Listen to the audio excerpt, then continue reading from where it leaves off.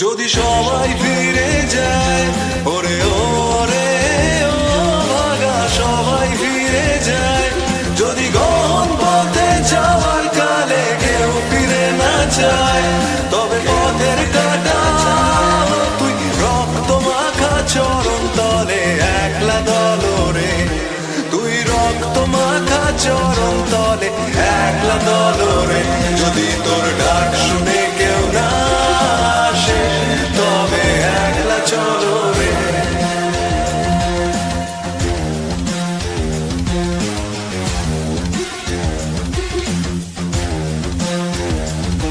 যদি আলো না ধরে, ওরে ওরে ও ভাগা আলো না ধরে, যদি ঝড় বাদলে আধার রাতে দুয়ার দেয় ঘরে, তবে বজ্রানলে আপন বুকের পাঁজর জ্বালিয়ে নিয়ে একলা চলো রে, আপন বুকের পাঁজর জ্বালিয়ে নিয়ে একলা চলো রে, যদি তোর ডাক শুনে কেউ না আসে, তবে একলা চলো রে।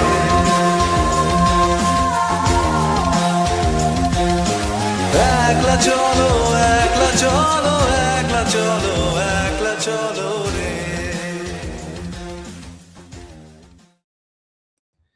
Hi guys, thank you for joining the live stream. Today we have with us for the first time legendary journalist, author and best-selling author, Mr. Juggi Bhasin, Jagmohan Bhasin. Sir, thanks a lot for coming on my podcast. Thank you so much for inviting me. The podcast is essentially, the occasion is discussing his latest book, allegedly a fictional book called Lies, Spies and Nuclear Rise, but it is hardly fiction. So first, how much of it is fiction, how much of it is reality? I think it's the bedrock or the base of the book is definitely real. It's based on real characters from the 70s, but I have used a lot of imagination. It's in what is today called the reality fictional genre. Like you have this movie which is making waves nowadays called Dhurandhar, which is also based on reality. So the book is something similar in that sense. So, is there any legal barrier to taking real names and writing such a story? Well, the fact of the matter is we have specified very clearly that it is inspired from real people. We are not hiding the fact, but it is not exactly their life story. The development of the characters, the plotting, the narrative, the events, they're not exactly in chronological order of the 70s. I have taken the liberty of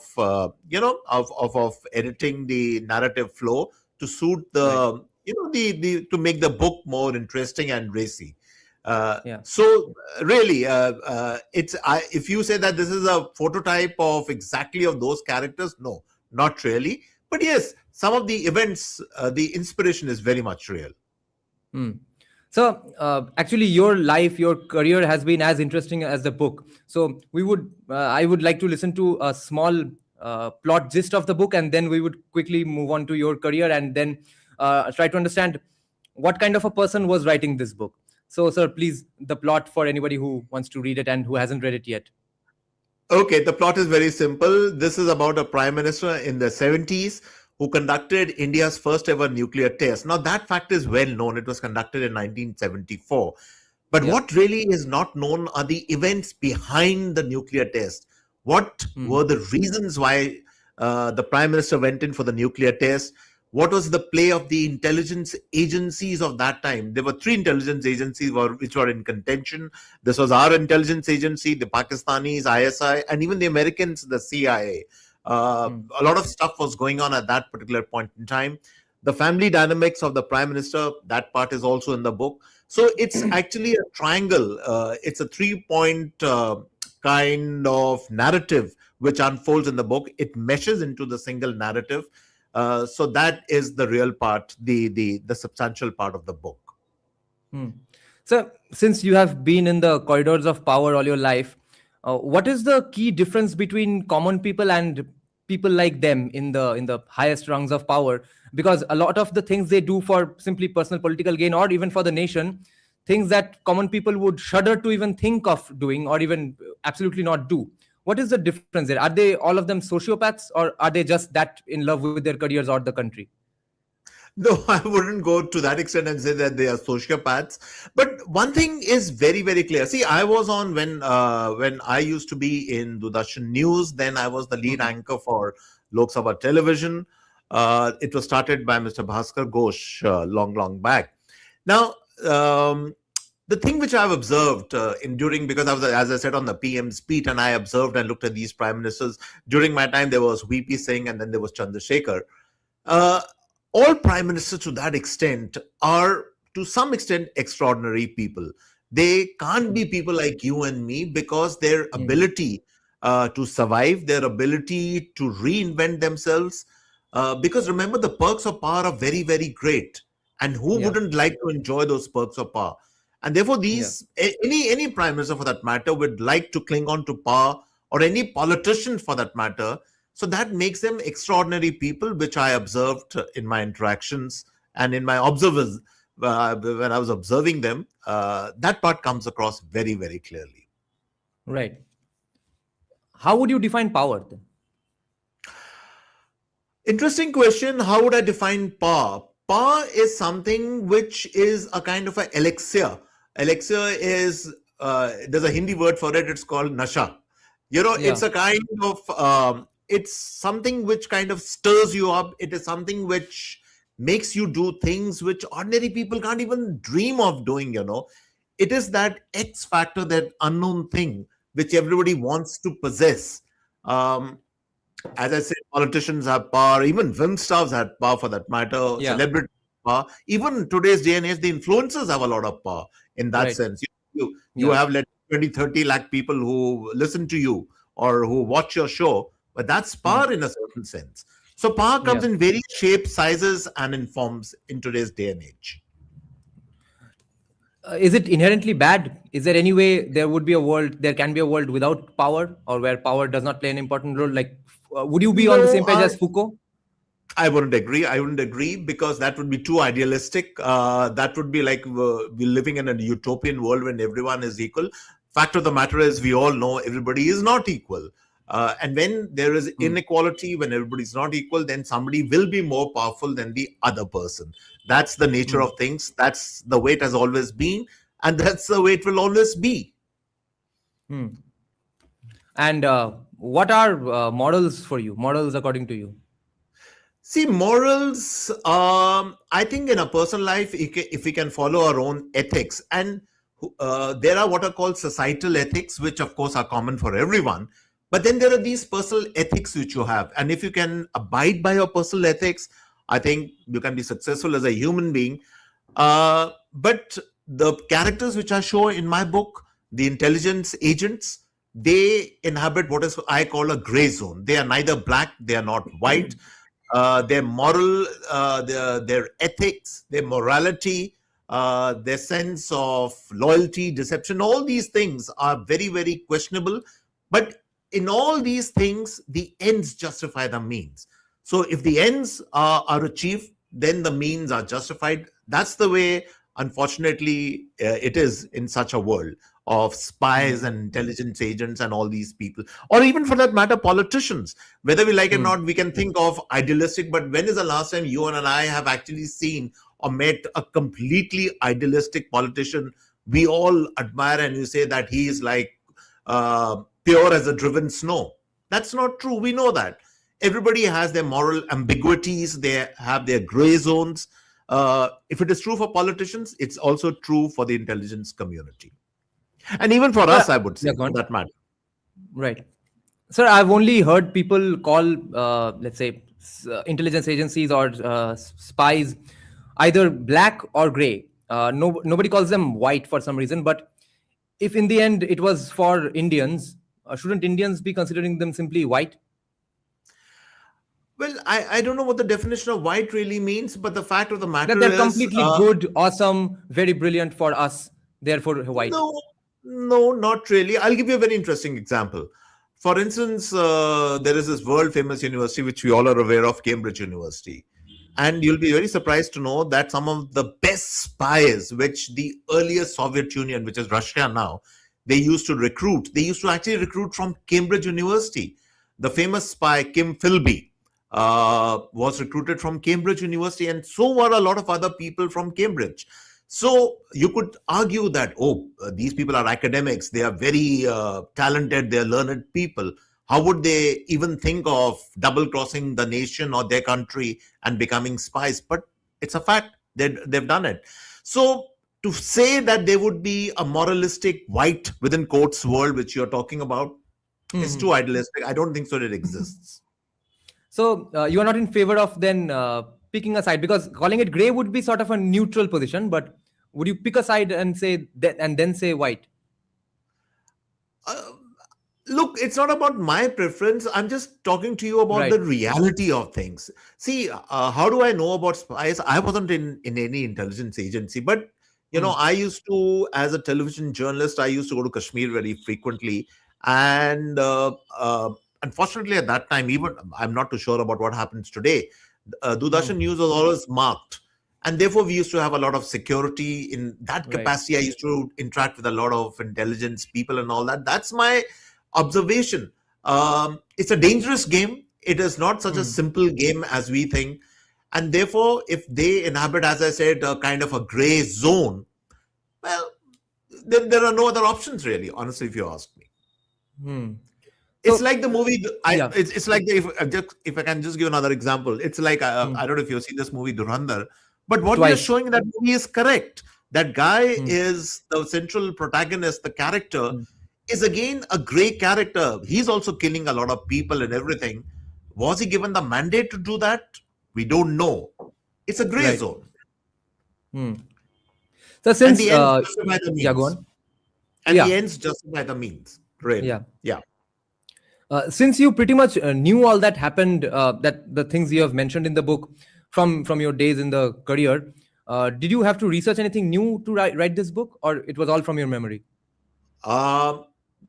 Certainly from my memory, because please remember when in the 70s, I was like a young person, I was growing up at that time.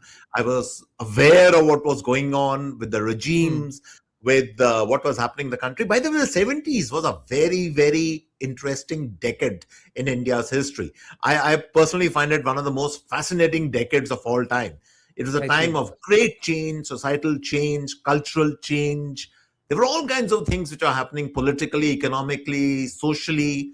You're from Kolkata. You would know that the time of the Naxalbari movement, all these things, they were going on in Kolkata and entire Bengal.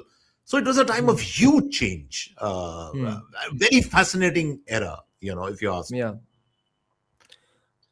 There are clear parallels to the 70s decade and today, right? Yeah. Oh, yes, definitely. See, that's the point which I'm trying to establish in the book. What was happening then in the 70s to some extent is also happening today. I'm talking of the intelligence game. See, at that time, the CIA was in contention. They were very, very ill-disposed to the Prime Minister at that time.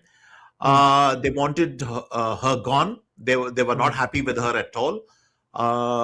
The Pakistanis were always in the game, ISI and our intelligence agencies also. And pretty much something similar, I think, is also going on today. The intelligence game is also being, it's happening.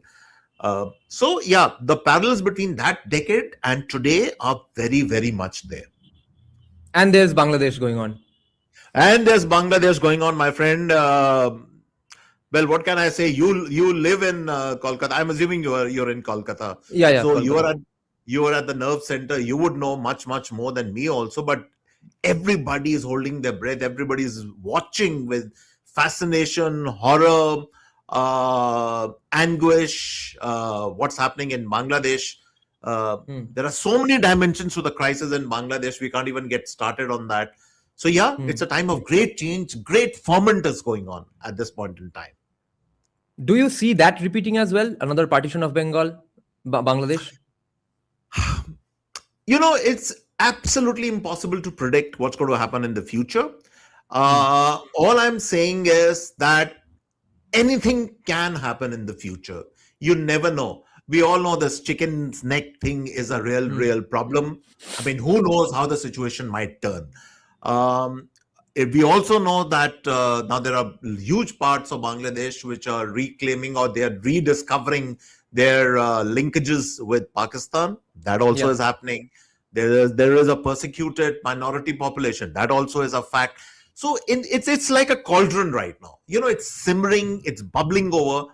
Anything can happen in such a scenario. Let's wait and see how it kind of pans out. But yeah, So a time of great crisis and change. Yes. You very vehemently, very convincingly said that you absolutely cannot predict the future.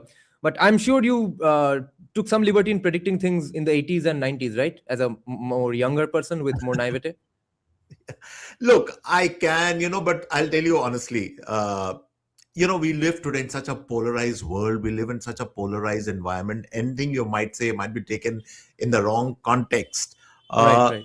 If you really want a prediction, well, the thing I'm prediction is that sooner or later something will give away in this entire equation.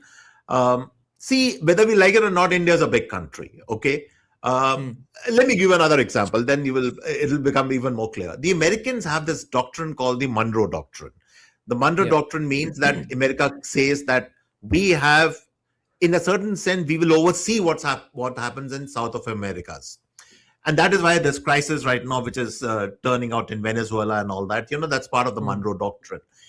India never officially says such things, but the fact is, it is cognizant of the fact that it is a big power in the region, and it cannot allow a country like Bangladesh, which is a very, very, it used to be actually an ally in a certain sense under Sheikh Hasina. Yeah. Now, if that country is completely going, totally it's turning 180 degrees against us. I mean, who knows? Something could happen, in the chicken neck area. I'm just saying, these are possibilities are there. Who knows? But if it happens, I wouldn't be very surprised. In the 80s and 90s, what was the mood like? What did you all think the future India was going to turn out to be? Like the 2020s of India, what did you all predict about it? See, in the 80s and 90s, we were bogged down by internal problems, to be very honest with you. I in one of my books called Blood Song, I have covered the Punjab militancy. And there were a lot of these crises which are going on. There was an economic crisis also which was going on. India was again, it was struggling. It was finding its feet. Today, obviously, India is a far more, powerful economic country. But that was a very, very precarious time. And internally, there were lots of things which are going on. Then the entire Mandal movement, so much was going on at that particular time.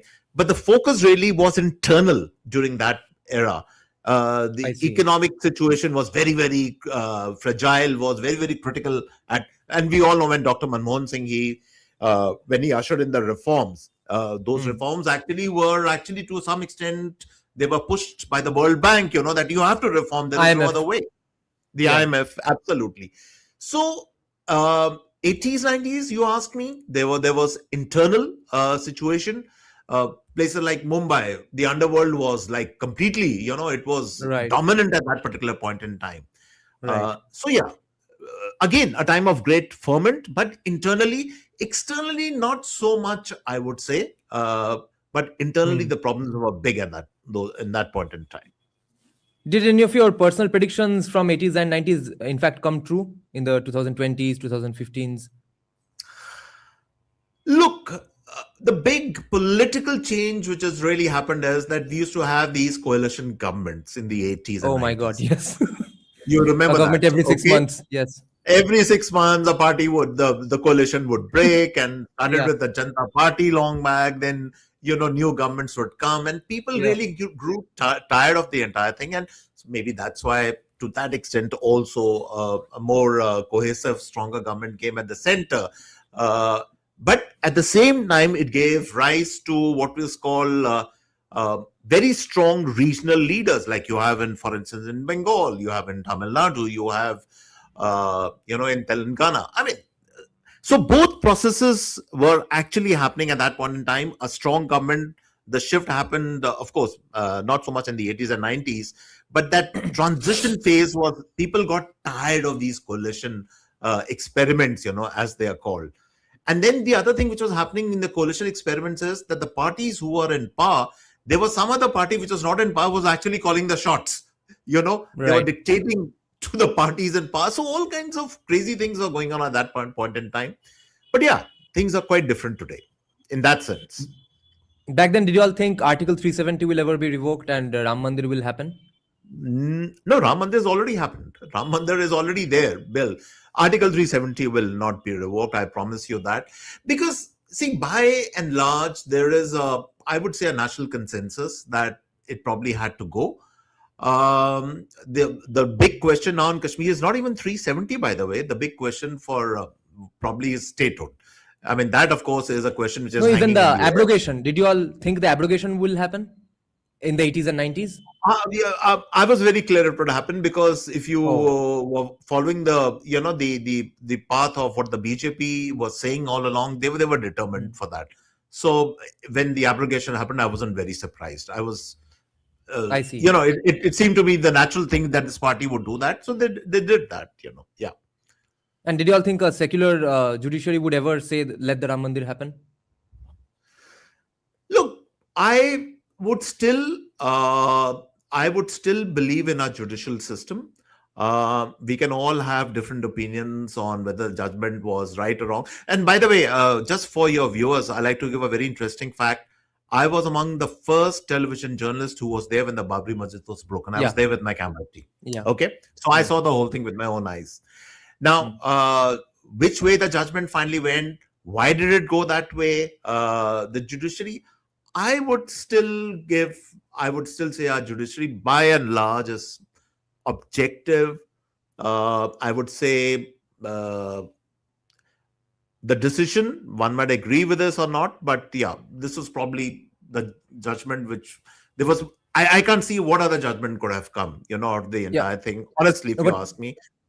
This is my what did you all opinion. think of it? Yeah, of course. What did you all think of it in the 80s and 90s? Did you all think back then that it will happen? See, in the 80s and 90s, all these issues had been kept on the back burner. Okay? All these issues, they had been kept in the back burner because under the UPA government, they certainly did not want to bring these issues to a head, which means they didn't want a kind of a conflict resolution.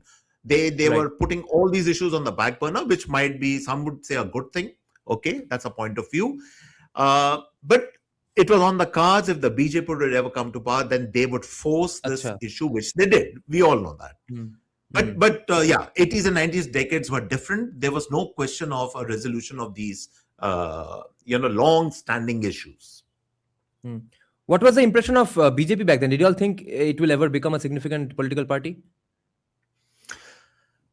Well, we all know the history. They started with, they were left with just 2 members of parliament at some point in time. And from there, Mr. Advani, he rebuilt the party. The turning point obviously was the Kaal Sevak, the Ram Mandir movement. That, of course, was everything turned in that. We all know that. See, there is now a point of view, and I'm going to take a very, very neutral stand on this. I don't want to give personalized points of view. Of course. But you can call it Hindu resurgence, or you can call it a Hindu renaissance. See, because the term renaissance in India, we always associate with Bengal. And you would know this better than me. The term renaissance is always associated with Bengal. But there was a kind of a Hindu renaissance which came along with this movement. So these are logical things which happened from that movement. I'm just giving you a totally neutral, bipartisan, a kind of a centrist point of view. We can debate whether it was right or wrong. That is a separate issue altogether. But that's a historical process, and it was bound to happen. So what was that? Can I give another example? See, when Nehru was there, at that time, socialism was in the air, okay? And for decades and decades after that, the socialistic principle actually permeated every aspect of life in India. And by the way, a lot of people, when people say that the BJP is a right-wing party, they don't even know what they're talking about. It actually has a lot of these left centric Yeah. policy even today, Yes. which Yeah. people don't understand, you know. Yes. So right wing is basically an economic theory. It is not some parties which are Yes. right wing. There is no right wing in this country, by the way. Exactly. Yeah. BJP is practically Amartya Sen's economic policies, right? Well, see, a lot of the schemes, a lot of the developmental schemes, a lot of things. These are quasi socialist Yes. kind of left kind of schemes and all that. Like in Tamil Nadu, you used to have these Amma canteens, and now recently in Delhi they have launched what are called these Atal canteens, which is based on the Yeah. same principle that for 5 Yeah. rupees people can get a meal. You know, if somebody doesn't have food or whatever, just walk into there, pay your $5, and you get a good Oh, yeah. wholesome meal. So the concept is it's been practiced all over the country in a certain sense. So I laugh when people say, "Oh, this is a right wing government." There's no right wing in this government, by the way. Yeah. Yeah. Sir, what was that day like, the day of the Babri Masjid demolition? What did you think as a journalist? Were you just bothered about whether let me get the best angle and stuff, or were you having some opinions in your mind as well, that, oh my God, what a disgusting thing, or what an awesome thing? Did you have some thoughts like that as well? Look, at the back of the mind, we were all aware that something could happen on that day. And I'll give you this very funny story. If you give me 2 minutes, I'll Of narrate course. to you. It was a winter morning, and I was wearing, you know, in television, there is something which you do, which is called a piece to camera, where you stand in front of the camera and the background. So I actually had bought a new blue blazer at that time, and I said, I'll wear it for my piece to camera. And then after the Shilanyas was over, within seconds, the entire thing started, and the demolition started and everything. And then it was chaos after that. The CRPF, everybody, and then the journalists, they were shouting for the journalists to go in one particular place. I somehow got separated from the main team of journalists. There were a lot of these car sevens who were floating around, and they saw me with these. In those days, we used to have these high band camera tapes. Those are big tapes, you know. I see. And they said, this is a television guy. He has to be from Doordarshan, you know. And they were all slogans and everything, and it could have become really, really dangerous. And I kind of guaranteed my safety by saying, I said, okay, why don't you take my new coat, wear it, just let me go. I'm just a journalist doing my job. I'm not taking any side, this side or this other, don't worry. But take my coat, leave me alone. So I kind of escaped literally by actually giving that coat. That was a bit of a funny incident, but yeah, it was completely crazy. I think maybe it was orchestrated, but it also was a little out of control. And it's just one of those things which will always remain in living memory as far as I'm concerned, you know. It can never go away.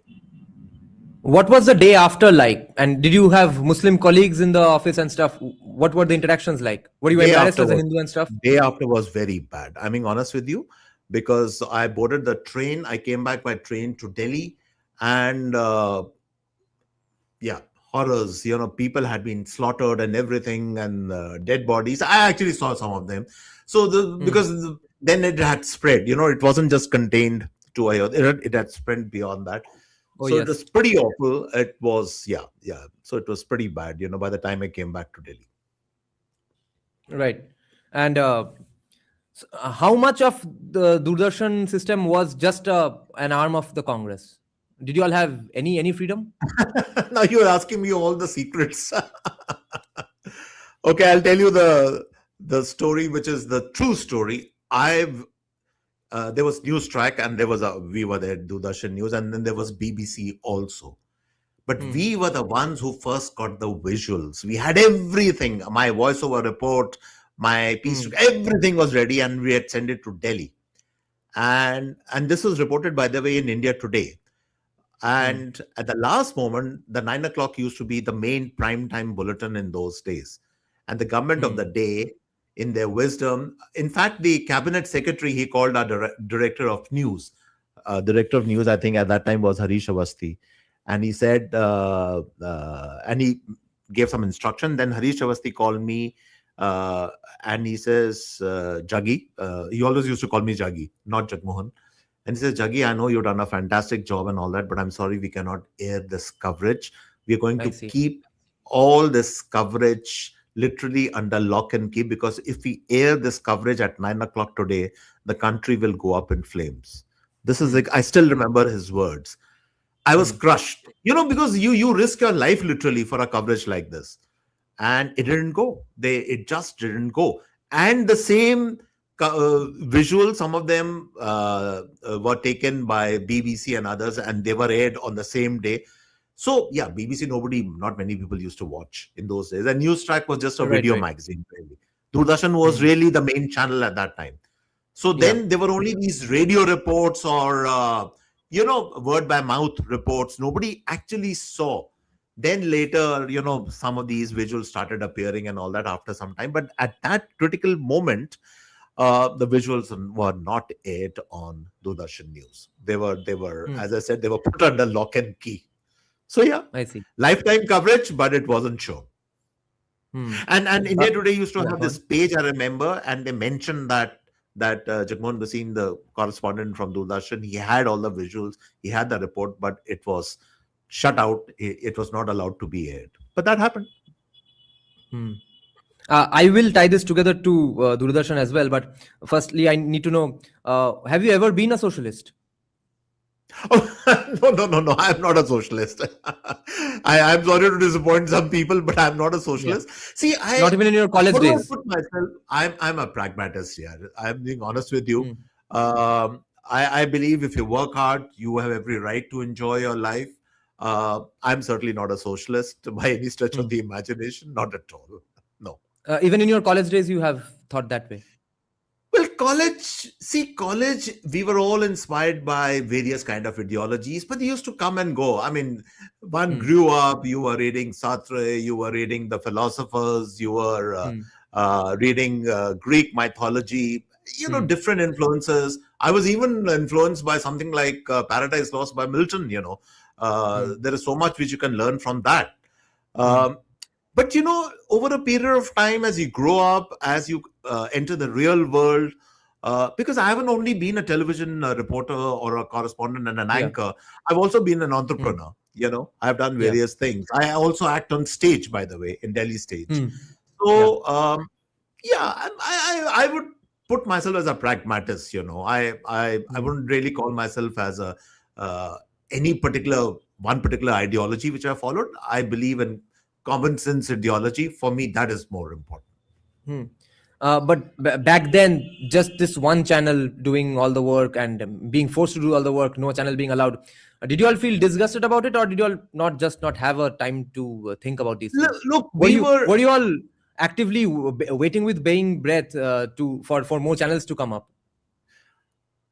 Let me put it this way. There was a very vibrant print media at that point in time. Then there were these video channels which had come up. I still remember there was News Track, there was Eyewitness of Karan Thapar, all these video channels were there. See, nobody really understood television at that time. As I said, we were the only batch. For instance, my colleague at that time, I don't know if you know about him, he used to be in Kolkata, Doordarshan News, Neshi's Sur. He's just retired, I think, from Doordarshan.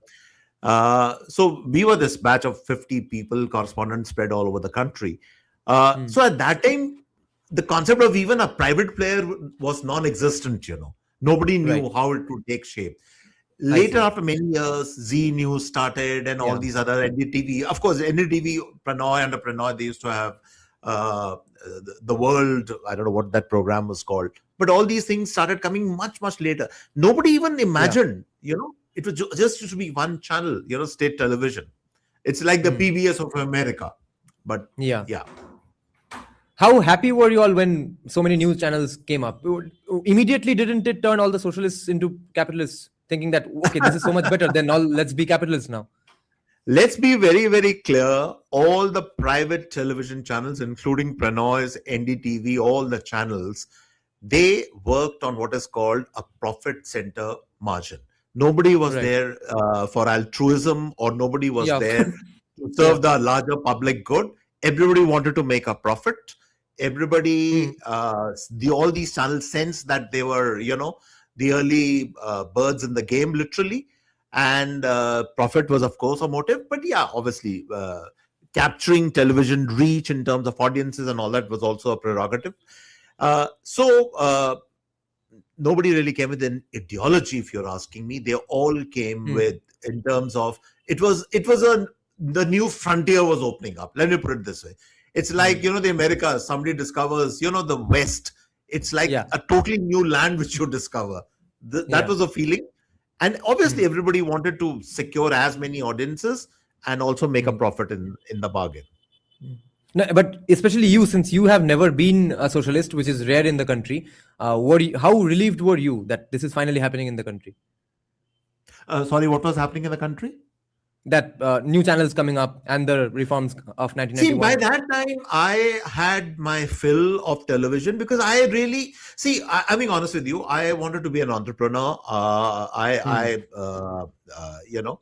And also because I needed a break from television at that time, because I was contemplating starting my writing career. I've written 7 books. This is my 7th book, which has come out now. I was also acting on stage. By the way, I've also taken a shot at Bollywood also. I was in Bombay for 10 years and I was acting in a few serials and this and that. So I was trying different things. They were very interesting things. I didn't just want to be confined only to news. So, but I had, as I said, 2 television careers. I left Doordarshan News. Then after a few years, Bhaskar Ghosh called me back. He says, Juggi, you are one of my best correspondents, and I really want you back because I'm setting up this new channel called Lok Sabha Television, and I want you to be the lead anchor, which I became for a short time. I did that. But then, my wife moved to Bombay. She was a very senior banker, and she says, Juggi, you've had your fill of television. You want to write. So why don't you leave all this, come to Bombay and, write and act, and these are things you really want to do. So that's how my journey took place. So there was no question of any ideology or anything. It was pragmatic. It was as far as my journey is concerned. And I'm very lucky that I got a chance to try different things, because being stuck only with television news, that gets too much. I honestly, I'm not. If you ask me that I can keep doing the same thing again and again for the rest of my life, I don't like to do that. It gets boring actually for me. So yeah. But today I do my own podcast, and so if there is any unfulfilled kind of desire left, it fulfills through the podcast.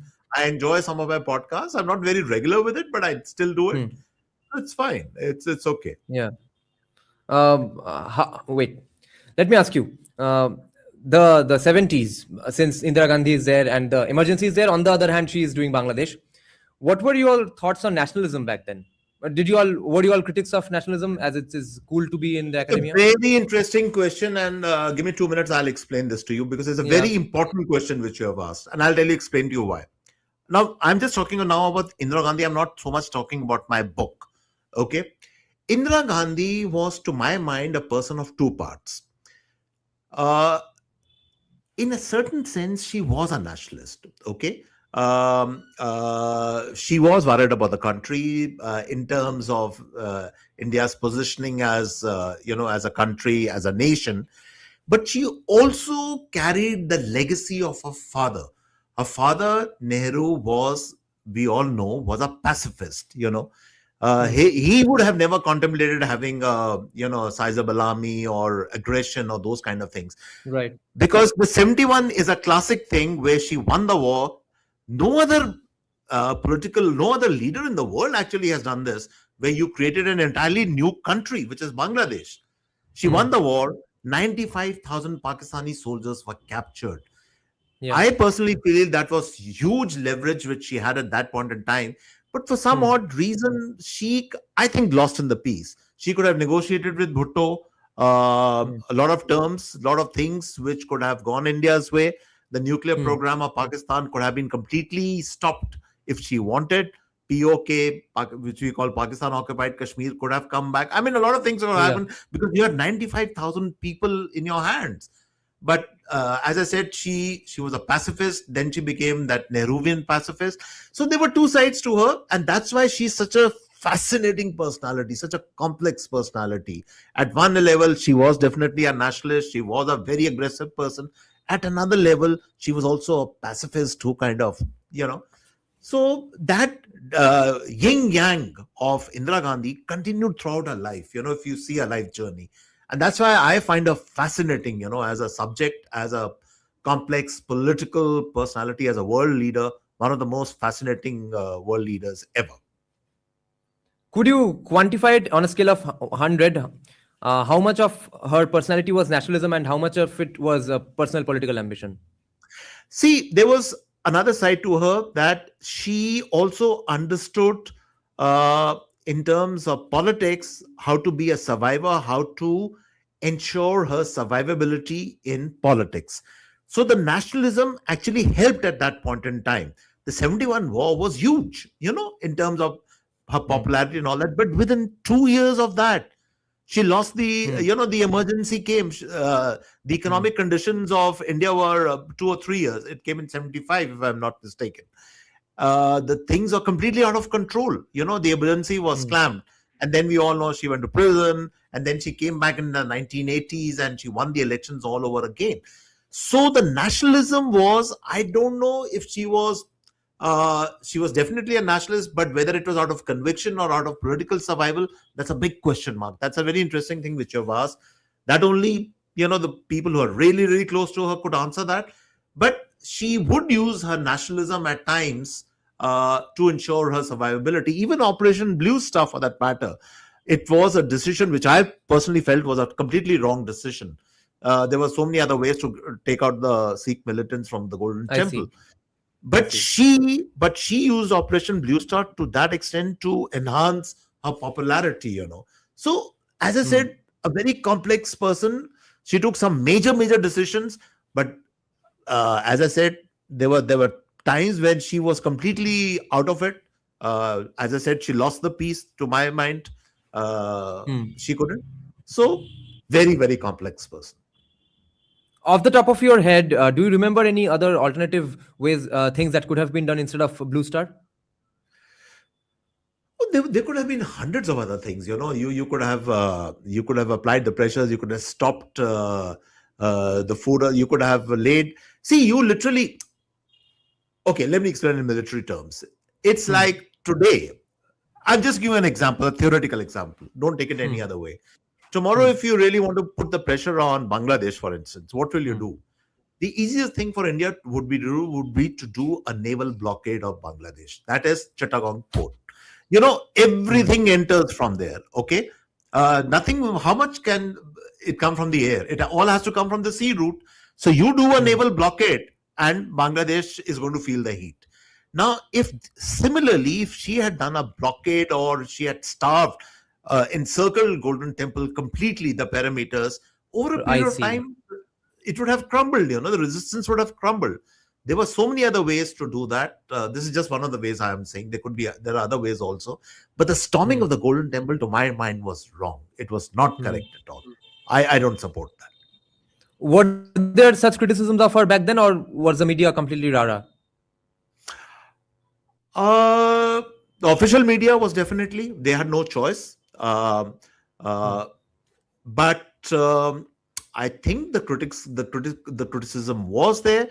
But again, at that time, please remember something else was happening.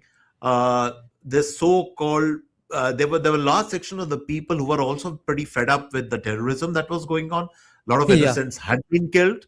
So opinions were mixed at the best. The true horror of what happened actually unfolded in the Sikh riots in Delhi, as we all know.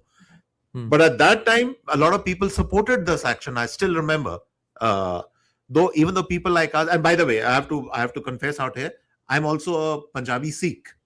Okay.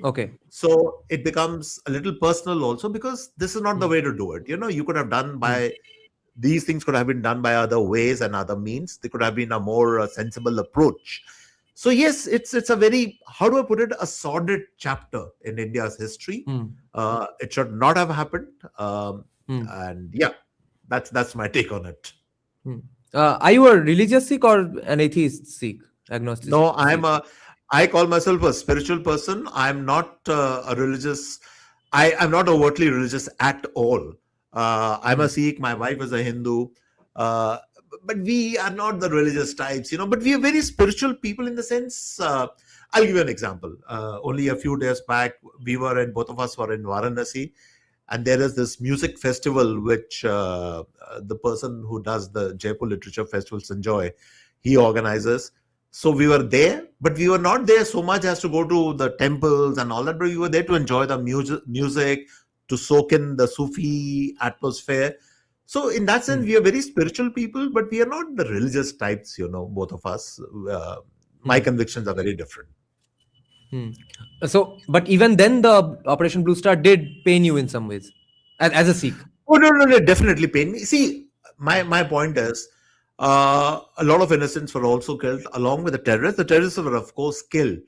And I'm not for a moment, nobody can even have the slightest bit of sympathy for somebody like a Bhindranwale or all those terrorists who are running amok. The natural thing would have been to have captured him, to bring him to trial, to put all those people on trial. That should have been the natural way to do it.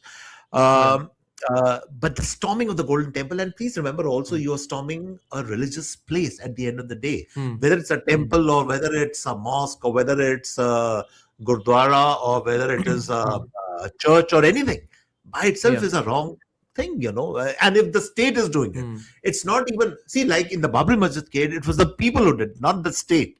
But this was the state which had moved, and they were using tanks, by the way. I don't know if you know about this. Some of the main, the temple actually took direct hits from armored personnel carriers and tanks. I mean, what was the need for all that? That's my point. Or if you had to use force, then you could have used maybe some kind of a tear gas or rubber bullets or something like that. I mean, as I said, there were hundreds of other options, Yeah. And even today, on that theme of 70s repeating itself, we have a Khalistani problem seemingly again, although not that seriously, of course. It is not so much because, see, I have been to Amritsar a few times, because, again, with these festivals which happen there. The Khalistan issue is not really an issue in Punjab, though it, of course, is a big issue in all these countries, in Canada, in the UK, and New Zealand, US also. So that problem is there. But I don't think so Punjab really has. See, Punjab, honestly speaking, has a huge drug problem. It has economic issues. The problems in Punjab are very, very different, actually, today. What has refueled the Khalistan issue? Is it because of the poverty or drug issue, or is it just ISI funded? See, there's a very significant thing which has happened. Many of these terrorists, not all the terrorists were wiped out in Operation Blue Star. Some of them escaped. Some of them were, people who used to help these terrorists. They were in the villages. They were in the countryside. A lot of them escaped from India. They went either through the Nepal route or through Sri Lanka, and finally they made their way to Western countries. Now, those are the people who have started this Khalistan movement in Canada and all that. That generation, and now their kids have grown up. They have, imbibed all that hatred for India, perceived rights or wrongs or whatever you want to call it. So it's that generation of people who escaped from India, who set up, they were given asylum. A lot of these Western countries gave them asylum by their political asylum. Yeah. So they set up bases in all these countries, and the kids have grown up. They also carry the same hatred towards India. So it's that particular generation which is fueling this problem. Now, sir, this question is bound to sound political, but I assure the audience it's not. As a neutral, very experienced senior journalist, could you possibly make a comparison between Narendra Modi and Indira Gandhi in terms of nationalism versus personal political interest? How much of it is in these two people? See, my own guess is, as I said, my politics is very centrist. I do believe that there is a similarity between Mr. Modi and Indira Gandhi in terms of being strong leaders, in terms of being nationalistic leaders. It's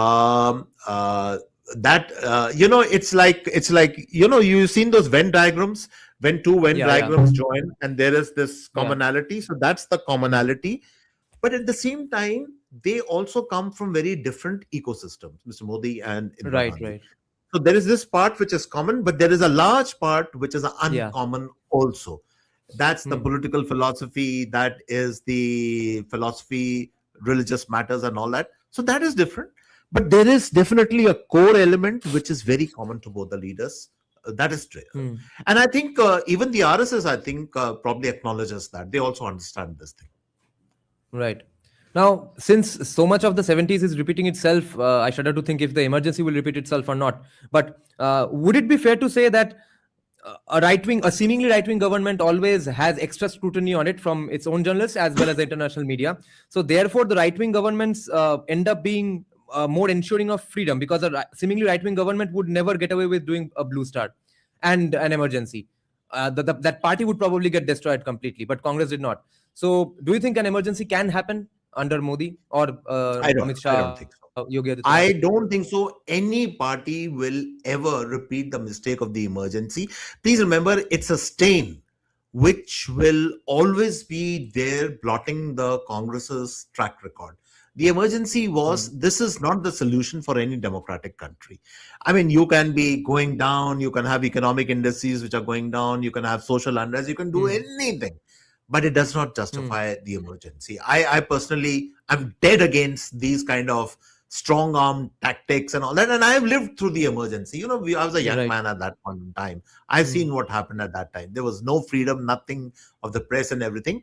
So I don't wish it on anyone. And I don't think so any political party in this country, including the regional parties, would ever advocate an emergency, however dire the situation. Unless, of course, there is a national emergency. If there is, let's say, an attack by China or Pakistan or whatever, that's a different thing altogether. Then you have a different kind of an emergency. But otherwise, imposing an emergency makes no sense at all. It doesn't matter it's a right-wing government or a left-wing or a centrist or whatever government it is. No party in the country today would even contemplate such an action. What was the key final trigger for the emergency? What pushed her into it? She was losing power. Simple as that. See, Jayaprakash Narayan had grown very powerful. He had held this massive meeting in Ramlila Maidan around that time. And she got really, really worried, you know, that the threat was not only now in Patna or in Bihar, the threat had actually arrived at her doorstep, quite literally. Indira Gandhi also, this is again my guess estimate, I have no way to prove it. To my mind, she was a very paranoid person also. Because some people at the top, you have to understand their mental makeup. A lot of them are very paranoid in terms of power and in terms of slippage of power, that we will lose power. I think she misread the situation. No doubt, Jayaprakash Narayan's movement was very, very powerful. There was a lot of student unrest. But I think she still had a core of her supporters. But I think she kind of got spooked. Then another problem with Indira Gandhi was that she was surrounded by these so-called loyalists who were yes men. So if she would have said to them that the situation is going out of control, they would have added 10 different things. Oh, madam, it's gone so bad. You have to do something about it. Take some action, please. I think that's how the scenario unfolded. And then she did this fatal mistake of declaring the emergency. And then, let's not forget another thing. Sanjay Gandhi also was a factor. She was, I don't think so, she was very happy with what Sanjay Gandhi was doing. I'm convinced about that. All those episodes of the Turkman Gate, the forced sterilization camps and everything, I think she was very upset about this entire thing. So she saw, I think, the emergency as a kind of, there's a word called panacea, you know, as a kind of a solution to all her problems. I think that's what really happened. She misread the situation. She misjudged it. She was probably led on also by her, all the toadies surrounding her. And then that fatal mistake she made. Was he a liability for her, Sanjay Gandhi? Oh yeah, eventually. See, she definitely was very keen that he should be the heir apparent, because Rajiv at that time wasn't certainly interested. He was not interested in politics at all. Right. But then he became autonomous in a certain sense. With the Youth Congress, he started becoming autonomous. He was doing completely things on his own. All the sterilization thing, I can tell you 100% Indira Gandhi had no say. She would never have agreed to these kind of things. But he started doing Oh. all these things on his own. So she was pretty upset, I think, with this entire thing that was going on. No question about it. Then, sir, I have to ask you this, but feel free to say, feel free to refuse to answer this. Is there any reason to believe that she might be the one who had him killed? Who? Sanjay Gandhi. No. That's rubbish. Okay. Come on. These are all wild theories and all that. Nah, that's complete rubbish. Yeah. No mother will. I don't think so. But see, she was, how do I put it? I'll tell you the right English word for it. She was disillusioned by him. See, she had very high hopes from him. He turned out to be a very different kind of a person. His political graph trajectory was extremely, it went in a completely abnormal direction. And even though Indira Gandhi obviously had, she was paranoid, she could be very close in her thinking. She relied on her bureaucrats more than her ministers, by the way. She always trusted her bureaucrats more than her ministers. She was very paranoid. But again, there were parts of her which are also democratic. Let's give it to her. She actually had this ability to feel the pulse of the people. She had that ability. Let's not discount some of her strengths. These are massive strengths, so that you can't take away from her, but she understood that Sanjay Gandhi would end up destroying her legacy completely. I think she understood that completely. But to say that that's she the was problem with yeah, go on. Yeah, I know there is this conspiracy theory going that the Cessna was sabotage and all that. Look, nobody knows. I don't know honestly. It would be a mistake. It would be scurrilous to even suggest something like that. In all probability, it was simply either pilot error or there was something wrong with the aircraft that crashed. It was just a thing which happens. These biplanes, they go up, they go down. It happens all the time. I think it was just that, really. Yeah. So that's the problem with such strong leaders, because I bet that Sanjay Gandhi would not have let those 95,000 soldiers go back to Pakistan, but then he would probably do another emergency and keep it on for 10 years. Yeah, I mean, that's a very interesting what you just said. I have never thought about it, that how would have Sanjay Gandhi reacted to those 95,000 soldiers. What his views were vis-a-vis Pakistan, I don't think anybody knows. See, he again was completely obsessed. I think he had, in medical terms, there is something called an OCD. This is an obsessive compulsive disorder. I think he probably had an OCD for cleanliness, for, everything should be clean and perfect and all that. And that's not a good thing in politics. No, it's not a good thing in politics. And he was completely paranoid over this population thing, that we have too much population, too many people. So I don't think so. His mind actually even went to Pakistan and all these other things. He was basically, internal politics. And the ways of the Youth Congress, everybody knew at that time, was strong arm tactics they used to employ. Some people actually have compared them to the brown shirts of Nazi Germany. I mean, there are all kinds of things which were there at that time. So yeah, all that was happening at that time. Yeah, I was about to bring that up, because Hitler also considered the Jews to be insects. And when you think of any group as insects as a strong leader, then the nation is screwed. The nation is screwed. I agree with you, and the Hitler story actually should be a warning for generations and generations to come. The brown shirt story. I'll just give you an example today. I mean, I was listening to this podcast by this rabid racist called Nick Fuentes, this American guy. And he said something about Vivek Ramaswamy's wife, about the vice president. See, you might agree or not agree with Donald Trump or with J.D. Vance and all that. But do you have any right to speak, or the language which he is using against Indians, against women, It's not only pure racism, it's horrible. But there are people like that. And, Hitler might have gone away and all that, but unfortunately, his legacy in a very, very horrible way still continues, because there are people, generations later, such people arise, they take center stage. The guy has about 5 million followers. He's very popular. Yeah, he's very popular among a certain rabid section of the crowd. So it's very worrying. It's very horrifying.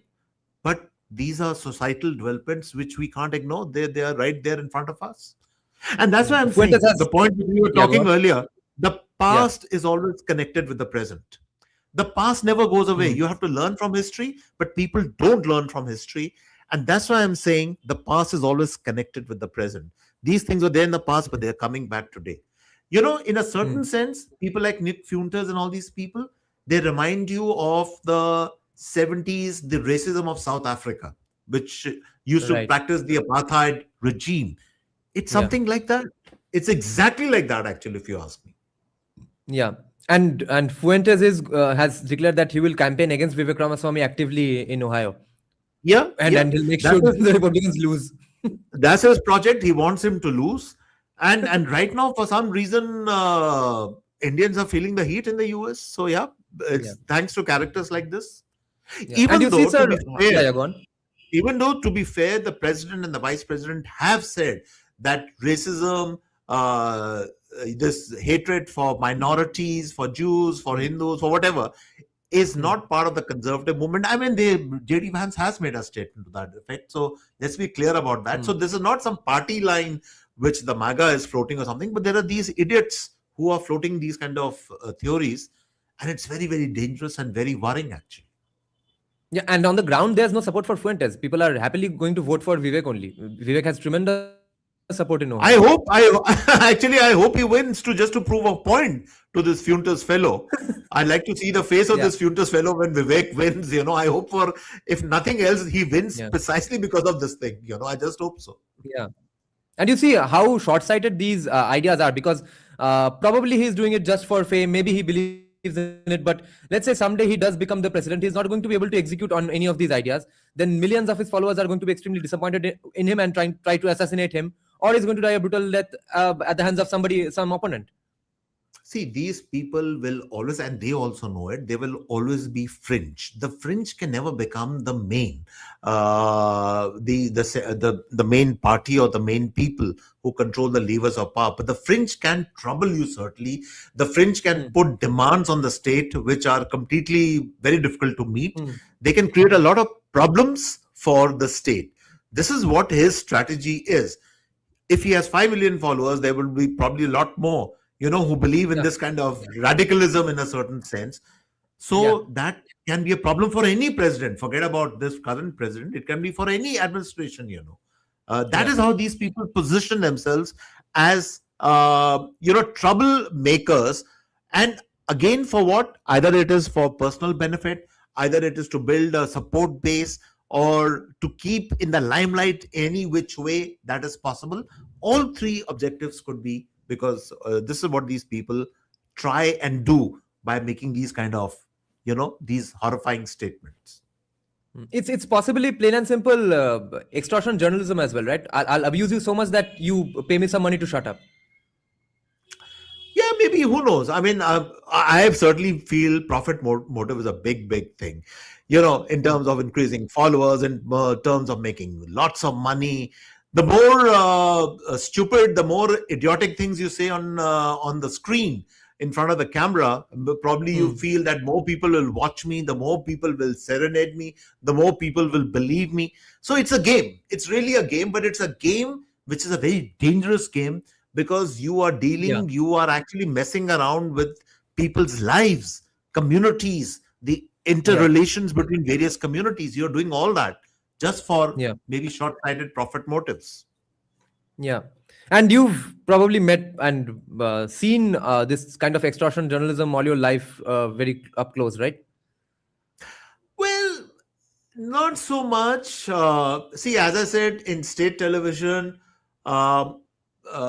you were still governed by certain rules and regulations. I wasn't really a part of the print media, to be honest. I was always part of state television. So I didn't really encounter too much of all this. But look, honestly, if you look at today's television media, for instance, we all know the real story. Everybody is divided on either this side or that side. I mean, at the end of the day, you followed a certain corporate governance or a certain corporate directive, you can put it this way. The state today the corporate has supplanted the state, and the corporates can have a certain either ideology or a profit motive of their own. Whether it is of this party or that party, that's a totally different thing, but that's the way it is. And therefore, you hardly find any objective media today. We are either on this side or that side. That's really the story today. You know, when people, in our time, the criticism we always used to face, "Arey, tum log Doordarshan wale kya jante ho? You are such sarkari people." I laugh and I point out to them today that, guys, you're working under the corporate media, but what kind of independence are you talking about? You're also following a certain corporate ideal, whether it's this side or that side. It's as simple as this. Yeah, and the people have understood. I think nobody watches the mainstream news for just news. They watch it to just for some WWE stuff. That my team is winning or my team is losing, so someone is defending it. Younger people don't. I talk to my son. He's in the US. He says, "Pops, are you crazy? I would never watch Indian news or whatever." But he says, I get all my news from podcasts, from sites and all that. And Twitter, that's the way the younger generation, you know, they get all their news from podcasts like yours. They are, and they can have their preferences, whatever they want to watch. But it's really the older lot, very older people, maybe of my generation or even older than me, who watch the news today. Actually, it's really, really, you know, all this shouting on television gets to you after some time. You know, it makes no sense. You get fed up and you see the same faces again and again and again, the same bunch of chokers, I call them, who appear again and again. It's beyond a point, it becomes pointless, actually, if you ask me. But what you said in the beginning was very fascinating to me. You said that you were pretty fed up pretty early on and decided to become a writer. So a journalist of that stature definitely has a lot of access, right? You hang out with the most powerful people in the country and you get invited to parties and stuff. So were you not enticed by that? Or if not, why not? I will be honest with you. It was my peculiar personal circumstances which allowed me to have this freedom to experiment around. Not everybody gets that freedom. As I said, my wife is a very senior corporate person. We were pretty okay. And she told me, she said, "Juggi, I know you are basically a creative person at heart. You don't want to be in a government job throughout your life. So just follow your passions. You want to write, you want to act, you want to do all these things, do that. But why do you need to be in a job? Because a job will confine you at the end of the day, whether you like it or not. And as if you're in government service, then at the end of the day, you do become a Sarkari Babu, whether you like it or not." She says, "You are much, much more than that. Follow your passion." And I'm so thankful to my wife. She allowed me to follow my passion. And that's why. So, but my circumstances are very unique and different. Normally, people, you're right, they don't leave jobs. Today, there are so many journalists who are out of, they don't have a job actually, you know, because of all these shifting things which are going on right now. And sometimes people are forced to toe a line. All kinds of things are happening. We know that. So in that sense, I'm very lucky. I think I got my good breaks. I have followed my passion. Even today, I follow my passion. I do my podcast. I do theater. I'm, I write my books. So what else can one want? That's the point. You are truly living life, and that can only happen when you don't have that thirst for power. I guess I think many other people would be happy to just hang out around the prime minister all their lives because you get nearby power. You're right. Completely. Hoping for a Rajya Sabha seat and Lok Sabha seat someday. One of the most common fallacies in journalism, let me tell you that. And this is, I have talked to so many senior journalists.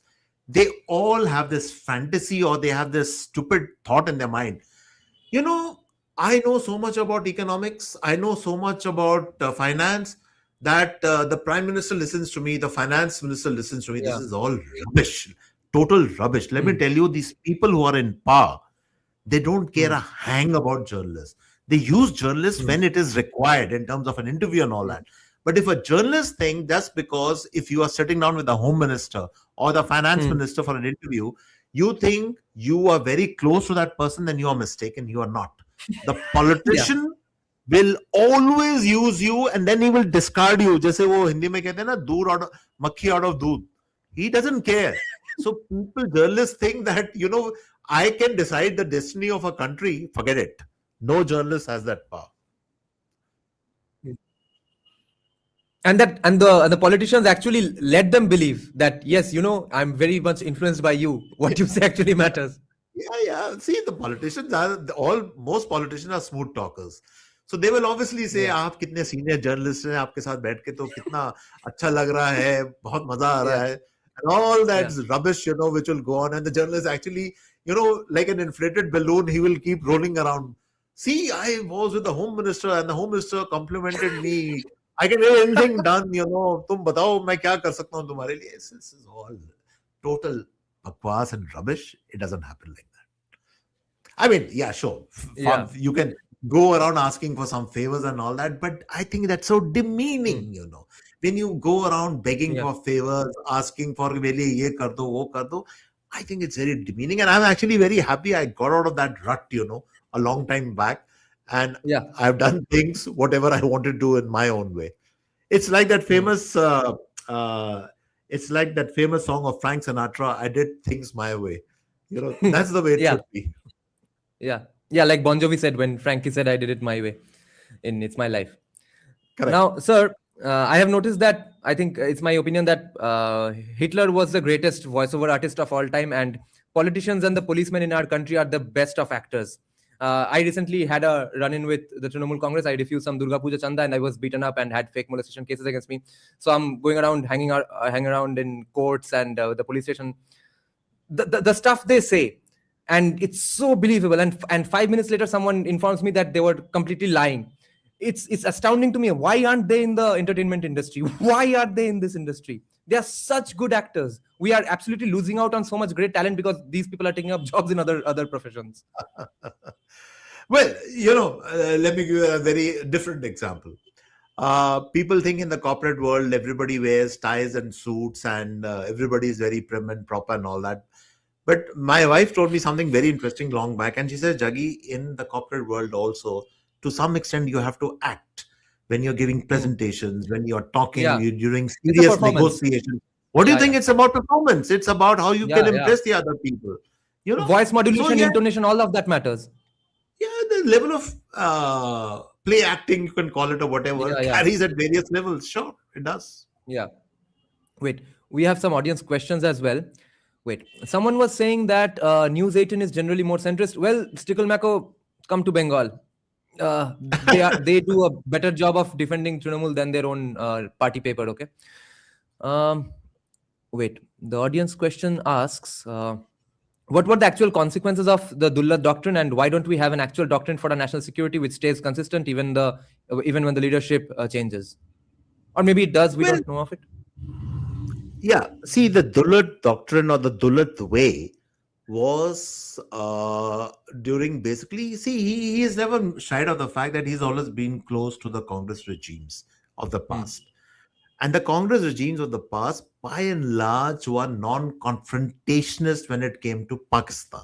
Okay, let's be very, very clear about that. The Doval doctrine, which again has been shown to Hmm. some extent with accuracy, I think, in the movie Dhurandhar, is Hmm. that it's a completely directly opposite to the Dulat doctrine. Doval is Hmm. a completely different man from what Dulat was.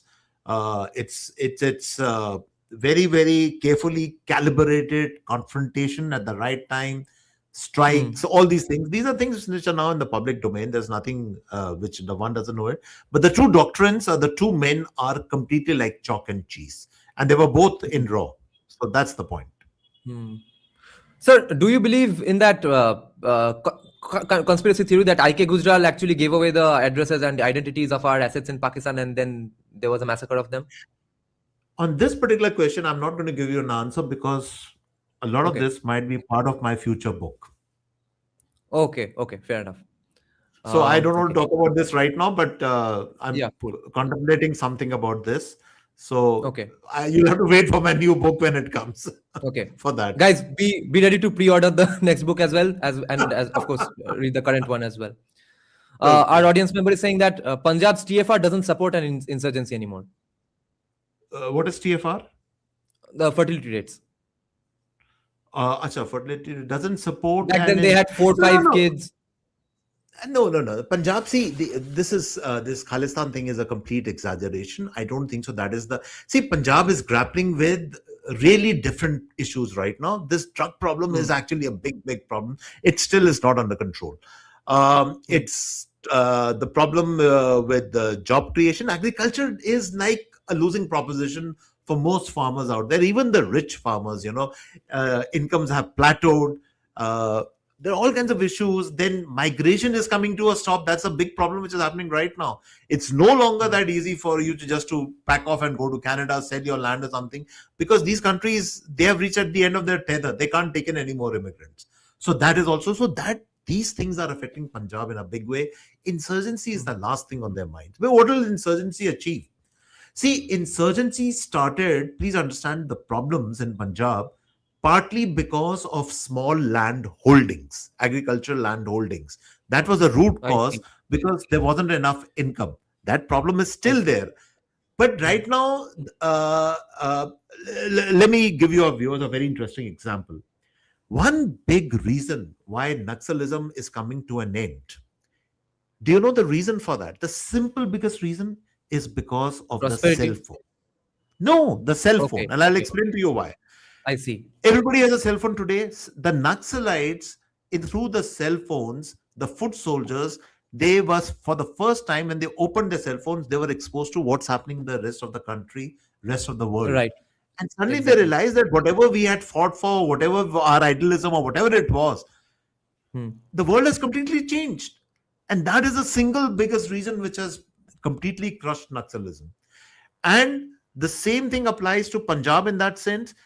Agriculture is not paying off, but that doesn't mean that the people will rush into insurgency, because there are hundreds of other things which are happening with the younger people right now. So yeah, so it will hopefully sort itself out over a period of time.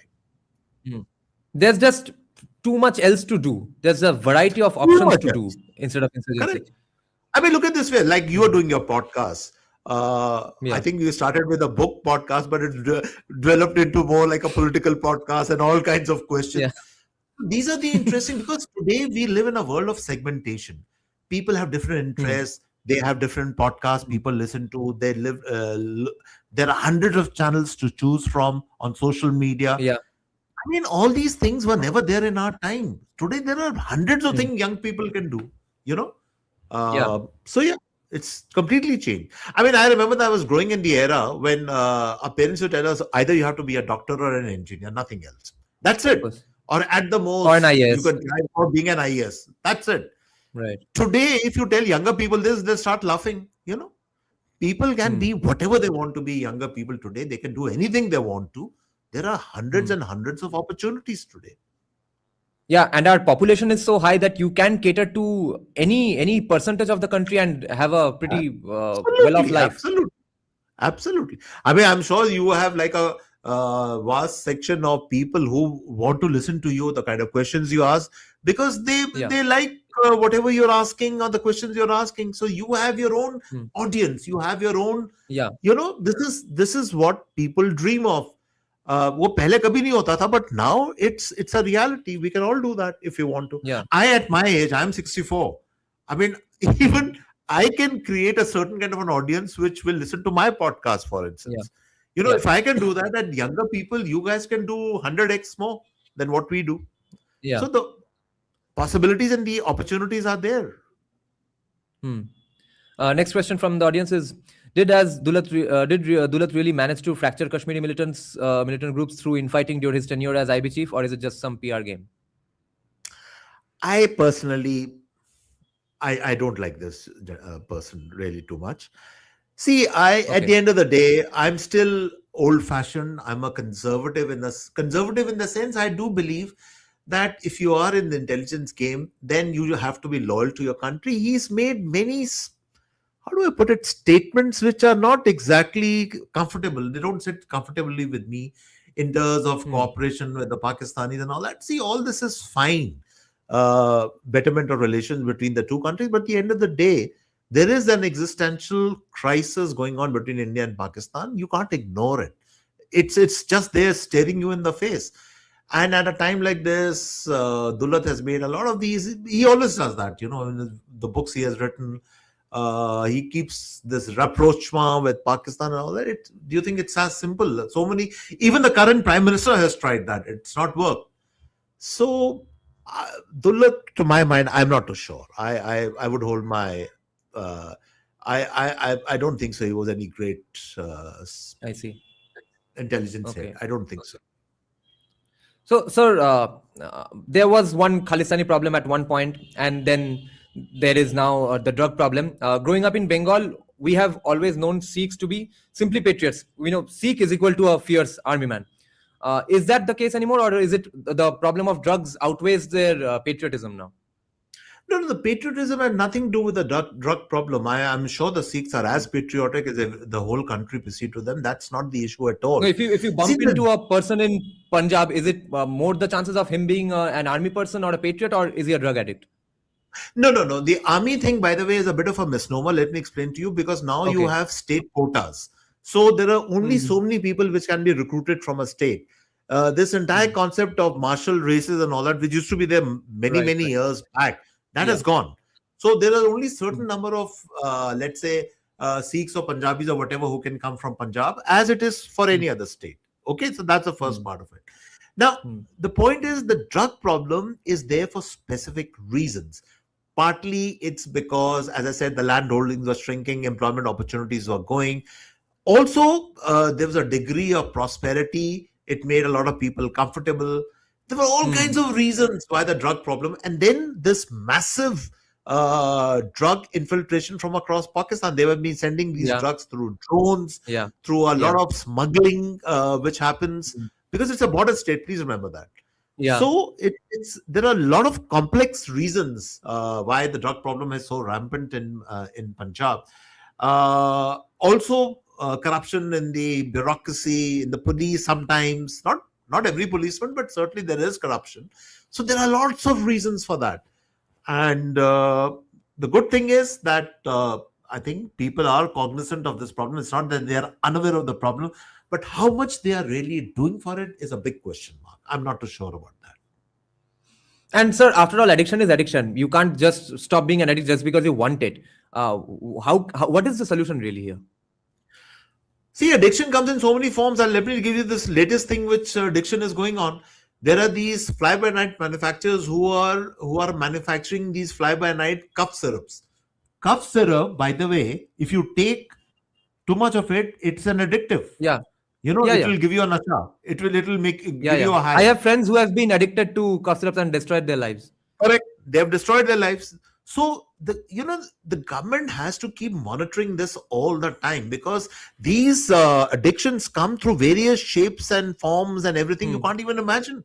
How suddenly they seep into the system at a point in time. And so many legal things are addictive, like dendrite, cough syrup. You can get hooked to all these things. Exactly. And we all know that how many chemists are actually giving you medicine on prescription. Somebody will give you whatever you want. That's a big problem in our country. And also glamour people, influencers, Bollywood. Now it's come down a little bit, but they were glamorizing drug taking and all that. That's also a big problem, There's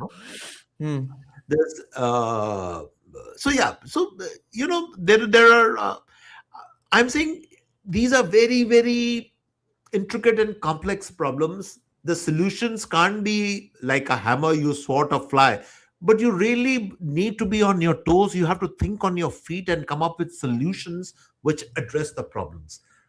That is still not particularly happening all over, I still think. I think there's so much remains to be done. So, at one point, Hollywood really stylized or glamorized cigarettes so much that I think the world took up cigarette smoking. And then it died down. Firstly, how do you think that was tackled? And secondly, Hollywood is now pushing Xanax the same way. Everywhere a woman is shown to be taking Xanax and having a chilled out day, she's so stressed out that she'll have a Xanax and have a good time. Or having painkillers. Every strong man who's a retired army man takes a bunch of painkillers. I've never seen any Indian take painkillers like that. In movies, they show they're taking 10 painkillers at the same time and going out on a fierce journey or an action scene. So they are going to open the doors for more addiction that way. But how was the cigarette problem tackled in USA, even after Hollywood pushed it? Well, the cigarette problem is very simple. They also have realized all that, but there's a peculiar problem in the West.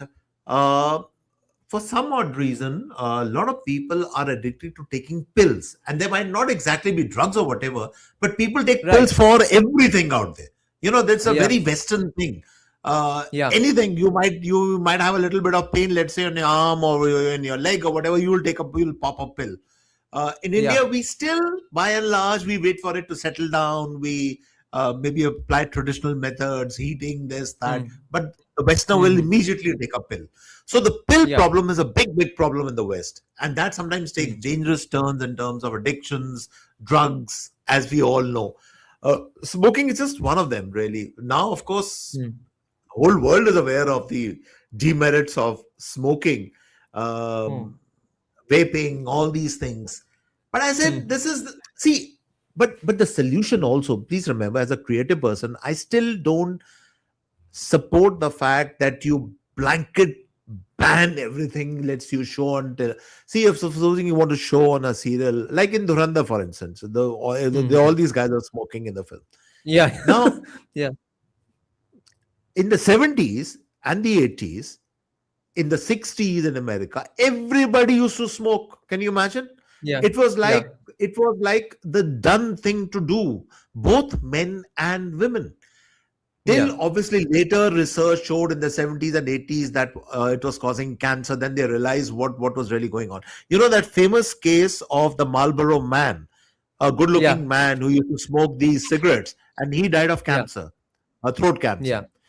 So then people actually, that shook people up, that if this can happen to this guy, it can happen to any one of us.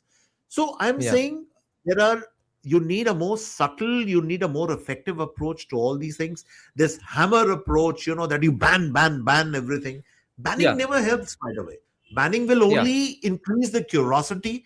Like, for instance, Yeah. this ban which Australia has done on the 16-year-olds, that they can't watch social media. I don't know how Hmm. successful it can be. It's Oh. impossible to monitor these kind of things. So yeah, I Yeah. have a slightly different take on that. Hmm. Yeah. Yeah. I'm a libertarian as well, so I noticed that the alcohol ban in USA was a joke. It opened way for people dying of hooch, and of course large scale mafia violence as well. Absolutely, absolutely correct. See, and remember one thing: prohibition, Hmm. before it was implemented in India in some states, prohibition was a Hmm. big, big thing in America in the Yeah. 1920s. After the Yeah. Great Depression and all that, prohibition was the entire mafia gangs, the entire Yeah. Al Capone the American was a product of that, right? of the prohibition. This is directly Hmm. correlated with Hmm. prohibition. So these things never work. I personally feel these are Hmm. completely useless things. They never work. Uh, Hmm. Education, a more subtle approach, a more careful approach is far more effective than all this. Hmm. I think it's completely pointless in Gujarat as well. But would you say that it is the only thing left to do in a place like Bihar, where there's no solution in the near future? It will See, be of some help. Bihar, there was a peculiar problem which I think the chief minister addressed. The women were pretty fed up that most of the men Yeah. were drinking and wasting money and blowing up all the Hmm. money which they had earned. So, in a way, Hmm. they were very relieved when Nitish Kumar he started implementing the prohibition thing. Yeah. What's happening right now, I really don't know. But I think the same issue still remains. The women, by and large, are very much in favor of prohibition in Bihar. I know about Bihar a little bit. Hmm. I don't know about Gujarat at all. What's happened? The joke about Gujarat, of course, is that it is also one of the wettest states in the country, that so much of illegal booze run through. But these are stories. I don't know how far they are true. But Bihar, they Hmm. were definitely, the women were certainly in complete support of this prohibition. So that was a very interesting and a peculiar thing which was happening in that state. Hmm. So, our audience member is asking your tips on handling high stressful and crony politics environment in workplace for common man. Okay. Uh, See, believe in yourself. That's very important. At the end of the day, don't get intimidated. It doesn't matter. You today live in a day and age where, it's not that you have a job and you are completely wedded to that job. I give examples from my life. Uh, Right. you can diversify, you can, it Hmm. sometimes it appears very difficult that, oh, if I lose this job, what's going to happen? But you will find something else. There are people, because today, please remember, skilled manpower, people who are talented, people not even talented, I would say, but people who are ready to work hard. There are more and more people want such people in industries. There's a very interesting thing which my wife tells me, because she's a corporate person. She says sometimes in corporate industries, she sits on many boards, and she says the boards have a peculiar problem. They keep talking about the fact that industries don't get the right people to staff in the industry. They just don't get the right kind of people. So what I'm saying is that if you are a person who is ready to work hard, you have a certain bit of talent or skill or whatever, there will be many takers. So don't get stressed by it. Live life on your terms, not on somebody else's terms. That's the mantra, I would say. That doesn't mean that you defy people in offices and all that, but take a Hmm. call. If something is going against you, something is against you, it's not working with your value system, leave it. You will get other things, good things in life, but don't take stress. Stress is the biggest killer today. I agree with that. It's a huge killer. Hmm. Hmm. Sir, I will take this question and add something with it as well. He's asking, what was the discourse and perception about Bengalis in the national level in post-independent India, 70s, 80s, 90s, 2000s, and now? Every decade was probably different. And I want to ask you separately, what did you all think of the Naxalbari movement? Did you all think of it as, well, yeah, methods are wrong, but the goal is really fabulous and majestic, noble? See, all I know is, because I recall a little bit of those times. I was pretty young then, but I recall, Yeah. in a strange way, the Naxal Bari movement, in a very strange way. In Delhi, it started in elite colleges like St. Stephen's College and all that. It was Yeah. a little romantic. It was like the romance of the South American, how do you pronounce him? Che Guevara. Che Guevara. Hmm. Okay. With a stylish red Yeah. hat he used to wear. Till Hmm. later, all the real reports came out that the guy, he could be charming, he could be whatever, but he used to line up people and Hmm. literally shoot them in the head. That's what he used to do, by the way. Yeah. And then Yeah. the Yeah. romance of the Naxalbari movement, the romance of all the and by the way, a lot of educated youngsters in Bengal actually took to that, coming from elite colleges, because maybe they generally wanted a more fair world, a more equal world. That all could be true, but later, Hmm. the classic thing which they say about the French Revolution applies to the Naxalbari movement also, that a revolution eats its own children after a period of time. And this is what happened. Then the Naxalbari movement then morphed into hardcore Maoism, which was really Hmm. what was going on in Chhattisgarh and in Hmm. all these other states. Um, Hmm. and that was, of course, you're just killing, whether at the end of the day, the soldier or the CRPF guy and all that, at the end of the day, he's also a human being. He also has a Hmm. family. Yes, Hmm. he's doing a job, he has to protect the country, Hmm. whatever, but you're killing him mercilessly, blowing up people with IEDs and all that. So then the romance, and by the way, it actually started from Europe in a certain sense, if you ask me. The France of the Hmm. 60s and all that. This was a very romantic That's where the period word of terrorism was born, right? It was because of the French Revolution. the French Revolution. But I'm saying the educated youngsters, you used to read Albert Camus at that time. You used to read Hmm. the Outsider. You used to the works of Sartre, all the philosophers. Hmm. They were all left. They were all people who were. There used to be a philosophy called the nihilistic philosophy. All kinds of Yeah. things, all kinds of influences were happening in the 60s and all that. So it started as a Hmm. romance, but unfortunately, it morphed into something very, very dreadful. That's the trajectory of the Naxal Bari movement. Now, about the impression of the Bengalis, that's a very interesting question, because ever since I have grown up, the consciousness of Bengalis being culturally very aware, of well read people, always taking to the arts, taking to the media, that is true. I would say it's still true even today. I mean, it's not gone away. It would be very hard to find a Bengali who is not culturally aware, who is not a well read person. that perception, I think, still holds even today to that extent. Then has anything changed about the perception of Bengalis? Because there is definitely something wrong with our politics, the most politically violent state. Well, somebody would argue that you're also the most self-aware state. The self-awareness is Yeah. of a different level altogether in terms of politics. But those are choices, the choices which one makes. I really don't want to get into the politics of Bengal because, frankly, not for any other reason, because I don't know too much of the subject, what's happening today. But all I'm saying is that, look, I know about the violence and all that. That, of course, is. But that also was there in the 60s and 70s. There was Yeah. a very interesting film which was Right, made in the 70s called Mere Apne. You have to see that film, which was based on the Naxalbari movement. Vinod Khanna was in that film. I think there was a Bengali movie which was also made on the same theme. Very interesting film. It captured the times of the Naxalbari movement so brilliantly well. And then Sagina Mahato, if I'm not mistaken, these are some of the films which are made at that time, which captured the essence. So, if you ask the rest of the country, how do they perceive Bengal? Yes, very passionate people. They could be violent, they could be all that, but at the same time, people who are extremely sensitive, people who are well-read, people who are very much aware of their rights, political rights, culturally very rich. That has not gone away. Yeah. I mean, I know you can laugh at that, but this is, I'm telling you, the rest of the perception of the country.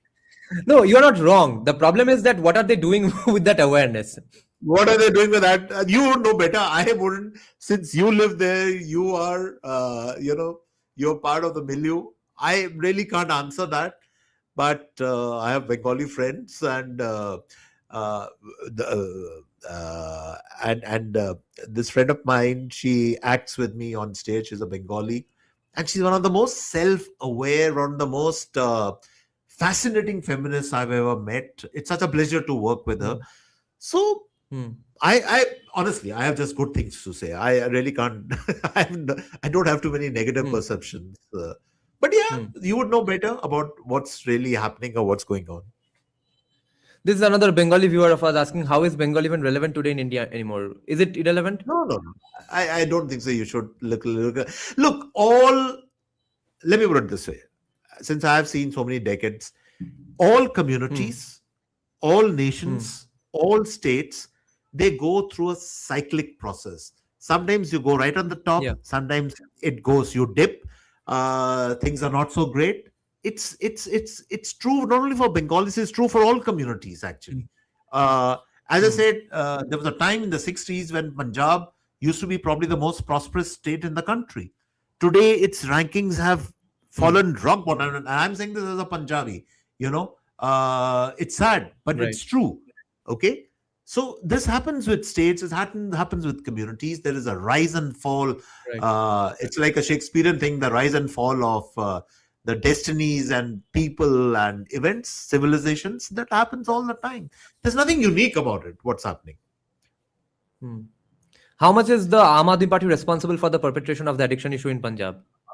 Let's not get into this. Is like hardcore politics and all that. I don't want Yeah.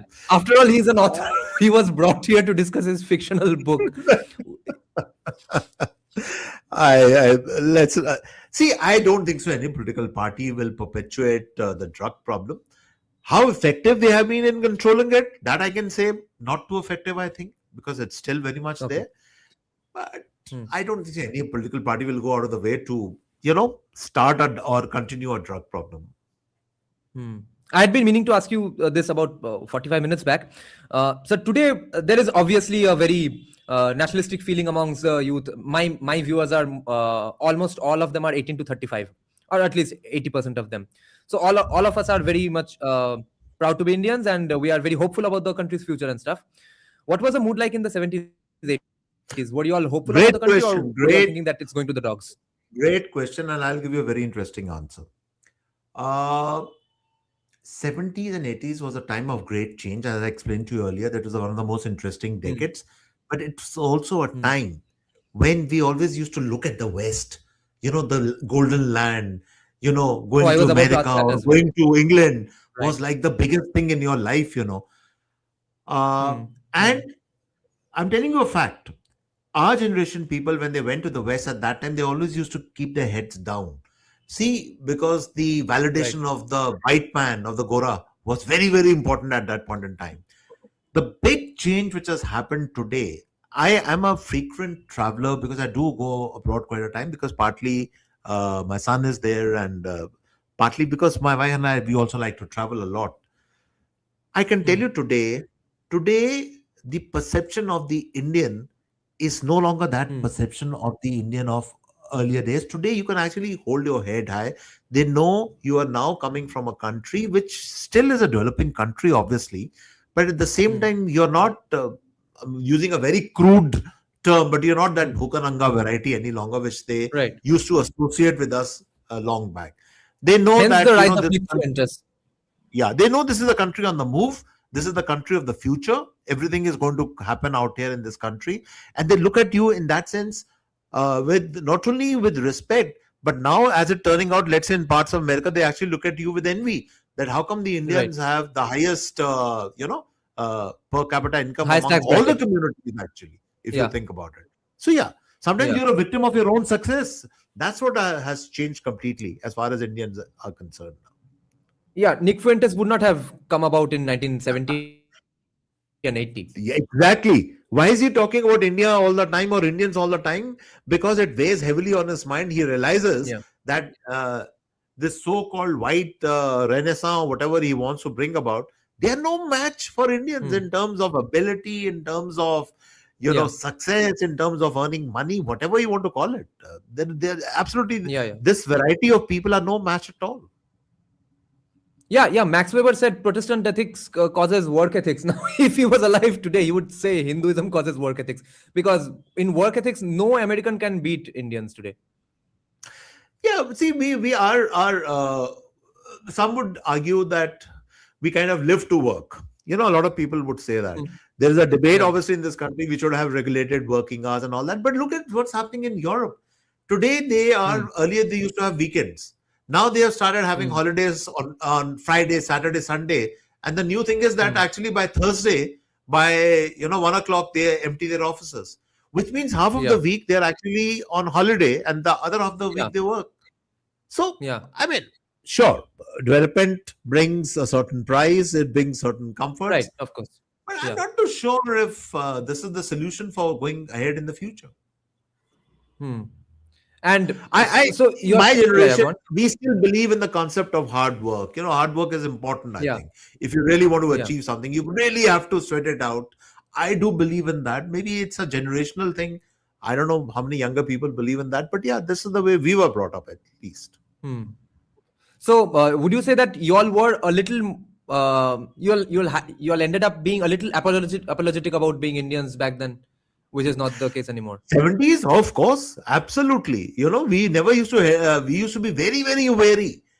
I think going abroad, the need to be accepted by the white man was so big.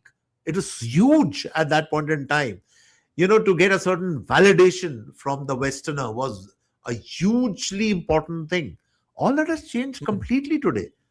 Today, when you're walking the streets of London, I go to London very frequently. Nobody cares. You're not bothered. You're not out to impress anyone. In fact, people have sometimes complimented me. I don't like that compliment. Oh, you speak such good English. I said, why shouldn't I speak good English, mate? Is English your prerogative? Or as far as we are concerned, English is one of the languages in India. It's just one of the languages. That's it. Yeah. That's the way I look at English. It's not the Queen's language anymore. Yeah. What kind of Western influences were there in the pop culture, in movies, books, and music? Interesting question. I'll tell you my time. In our time, if you ever caught anyone humming a Hindi song, he was immediately blacklisted. You had to listen to Cliff Richard, then you had to listen to Boney M, you had to listen to Saturday Night Fever, because you were only supposed to be some, it used to be that very English convent. I was educated in a Irish brothers school, so I know that entire thing. You could not even mention Hindi, that was that era. And if Yeah. you were caught hearing a Hindi song or something, they would look down upon you with disdain. That he's a local hai, Yeah. yaar. He's not a sophisticated type. So Yeah. yeah, that was the era. Today everybody sings only Bollywood now. Yeah.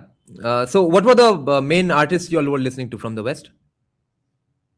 Oh, everything, right from ABBA to the Beatles to Bob Dylan, uh, to listening to tracks like Stairway to Heaven, whatever. Oh. I have listened to everything. I mean, Hmm. just about everything. I've even listened to bands like, I don't know if you heard the name, called the Grateful Dead. These are all Yeah. bands which were there at that time. I used to listen to Yeah. everything. So yeah, but yeah, even I was a And movies? Yeah, go victim on. of this syndrome where if I knew a lot of Hindi songs, I could hum them, Hmm. but I never used to do it publicly for fear of being ostracized. That was the Hmm. problem during the times we were growing up. But today, fine. Up to जैसे कहते हैं ना वो Bollywood word, अब everything is bindas. You can say anything you want. It doesn't make a difference. Yeah. And who were the biggest Western actors, heroes, and directors you all were into, or you were My into? favorites at that time, even today, would definitely be El Pacino, Robert De Niro. Okay. All these generation of actors. I think they were tremendous actors. The world So still Marlon will Brando as not well, be. right? Marlon Brando, not so much. He was. I Oh, wasn't there. He was of course way back in the 50s. I would say. right. Uh, I can't identify so much with Marlon Brando, but I really used to identify with this lot. This new lot Hmm. which had come at that time, the Robert De Niro's films of Martin Yeah. Scorsese, Yeah. this new age cinema which had come at that time. I used to Hmm. identify completely with it. So have you watched a lot of Satyajit Ray movies as well? I have watched a few. Hmm. People will always say, oh, Charulata, this and that. But I actually Hmm. loved that film called Sonar Kela. Oh yes. Yeah. It's one of my favorite films, actually. It was a very good, very interesting detective kind of. There's something Yeah. with the film which really appealed to me. Yeah. So, yes, Yeah. I have. Satyajit Ray made two films on Feluda. The other was Joy Baba Felunath. Someday Joy you Baba can watch film. that as well. That's right. It's That's right. based in Varanasi. I'm pretty sure I watched that also. But for some Okay. reason, Sonar Kela always sticks with me. It's one of my Yeah. favorite films. Definitely. Yeah. Yeah. I know some of the lines by heart of Sonar Killa. Who are your favorite Western authors? One of my favorite authors of all time was somebody called Graham Greene. I don't know if you guys have ever read it, but if Okay. you do read No. it, a lot of my ideas and everything I understood from Graham Greene. Hemingway was somebody who really Hmm. inspired me. Uh, I used to like Frederick Fawcett also pretty. I think I always wanted to be the other a Frederick Fawcett of this country, which I think Okay. I'm trying to do. I think he used to write very well. He's dead now. There's a very inspiring line from John Le Carre. He also used to write these espionage thrillers, and he's written a Hmm. lot of books. I think he died some time back, and he said that I want to continue writing practically a book a year, and I will continue to Hmm. write till my last day. And that's the line for me also. That as long as I'm sane and I'm alive, I want to continue writing, till Hmm. the end. So yeah, in that sense, some of these Western authors have been very inspiring. No question about it. Hmm. Who are your favorite Indian authors back then, and who are your favorite Indian authors today? Have they changed even? Uh, I'm being honest with you. It sounds very arrogant, but I'm going to tell you, Hmm. I don't take too much to many Indian authors. I still feel Hmm. a lot of Indian authors, even today, struggle with syntax. They struggle with Yeah.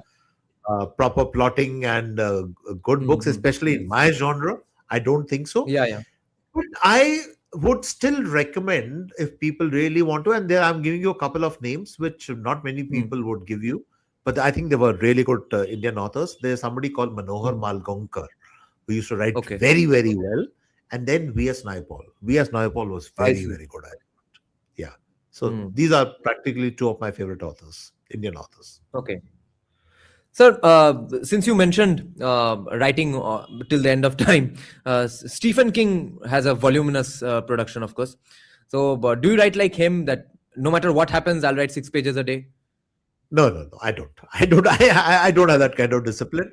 Always write, or for that matter, I do anything. Whether it's my in stage, when I act on stage, that you have to be more disciplined because you have to follow the discipline set by the director of the play.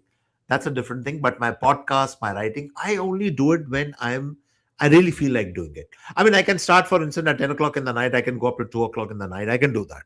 I write in this way. But I don't follow this schedule. And I want to dispel this misnomer which a lot of people have. Oh no, writers need this lakeside view. There has to be a cabin on the lake.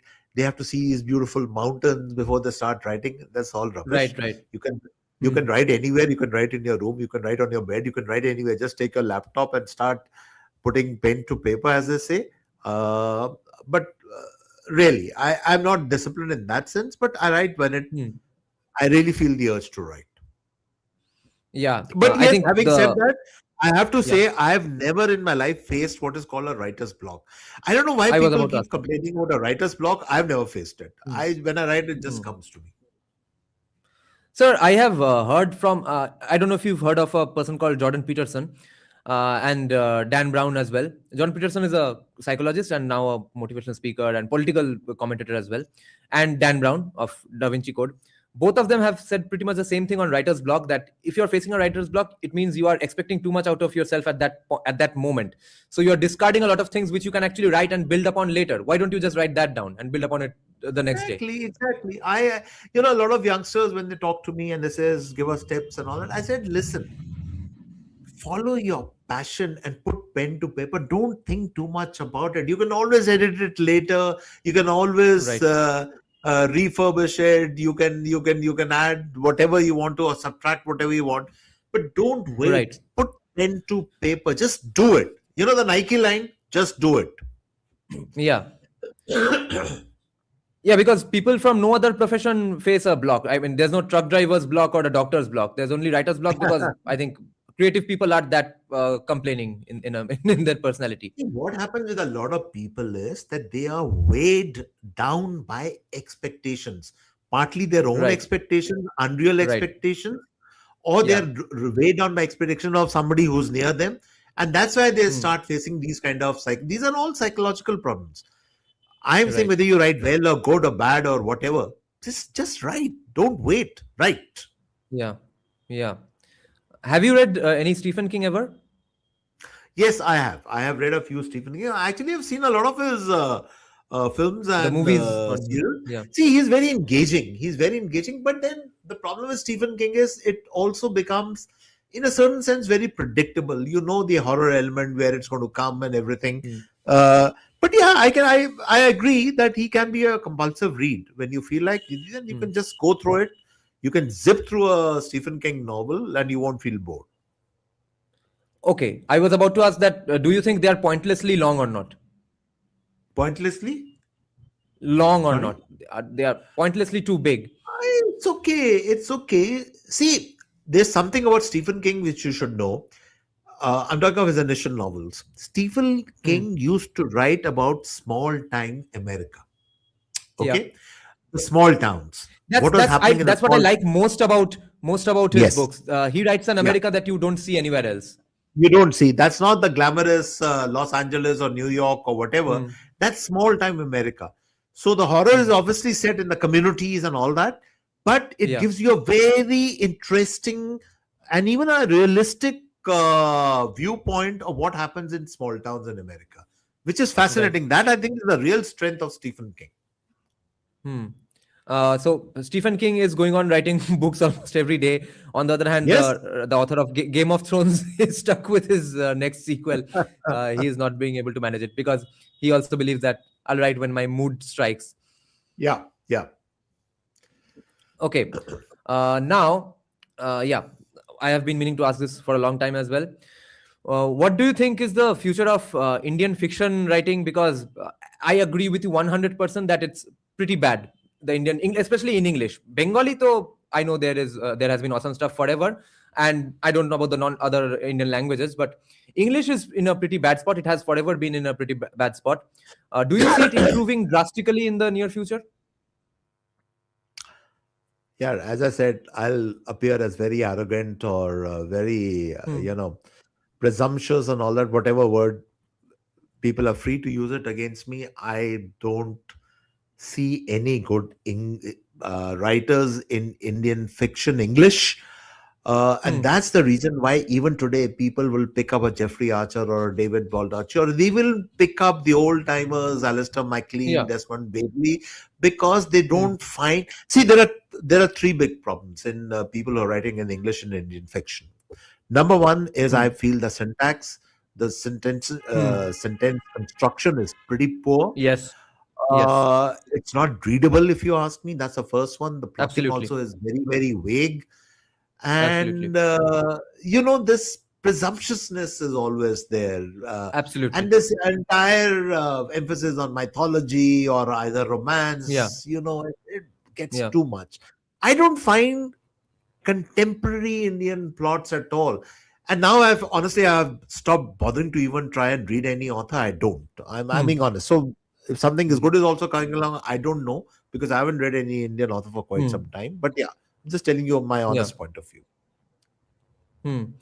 Why do you think that is? Because it's not like none of the writers are from convents, and they should at least have English better than everyone else. Why are even they not succeeding at writing good English?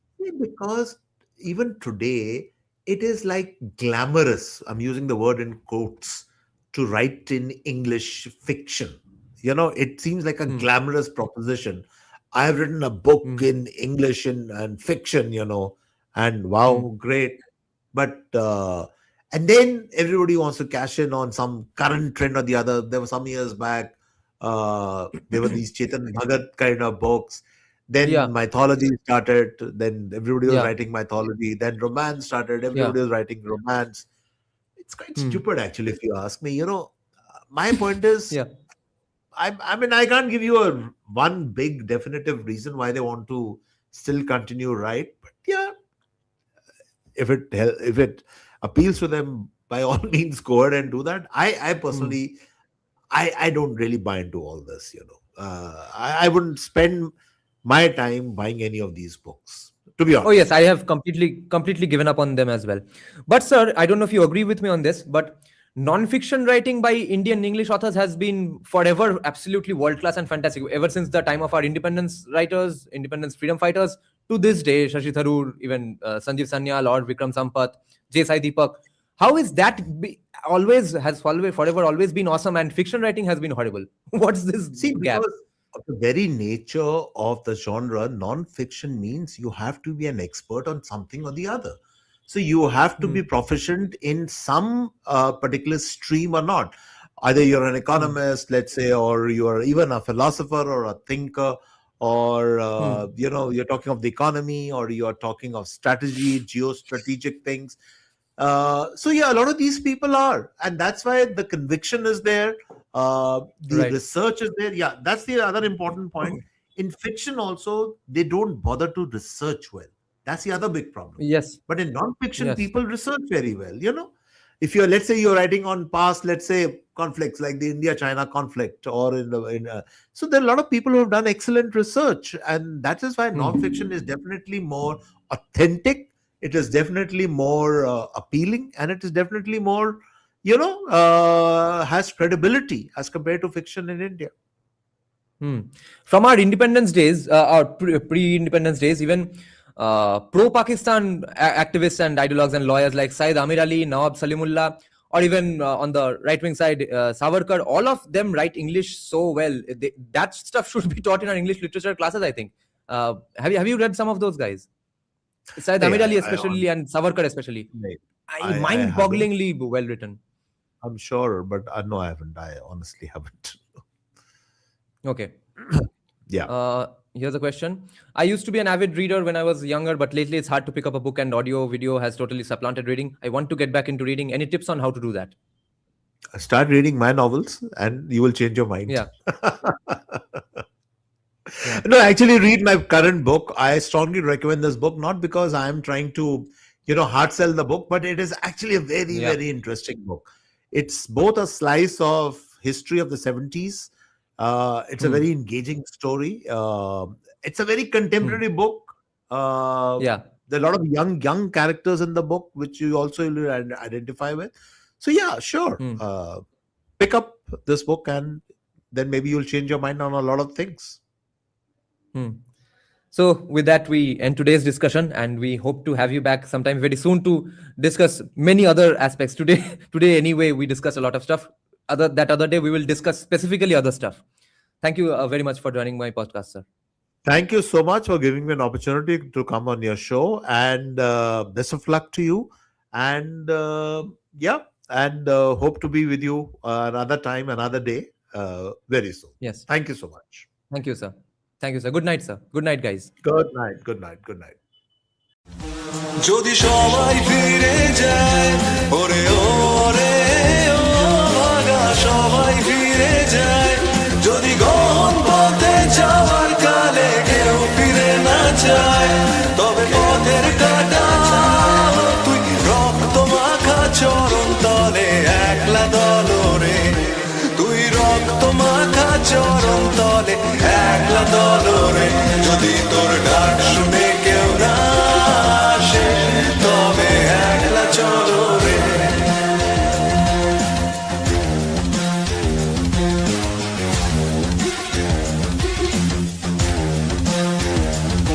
যদি আলো না ধরে ওরে ওরে ও ভাগা আলো না ধরে যদি ঝড় বাদলে আধার রাতে দুয়ার দেয় ঘরে তবে বজ্রানলে আপন বুকের পাঁজর জ্বালিয়ে নিয়ে একলা জলরে আপন বুকের পাঁজর জ্বালিয়ে নিয়ে একলা জলরে যদি তোর ডাক শুনে কেউ না আসে তবে একলা চলো রে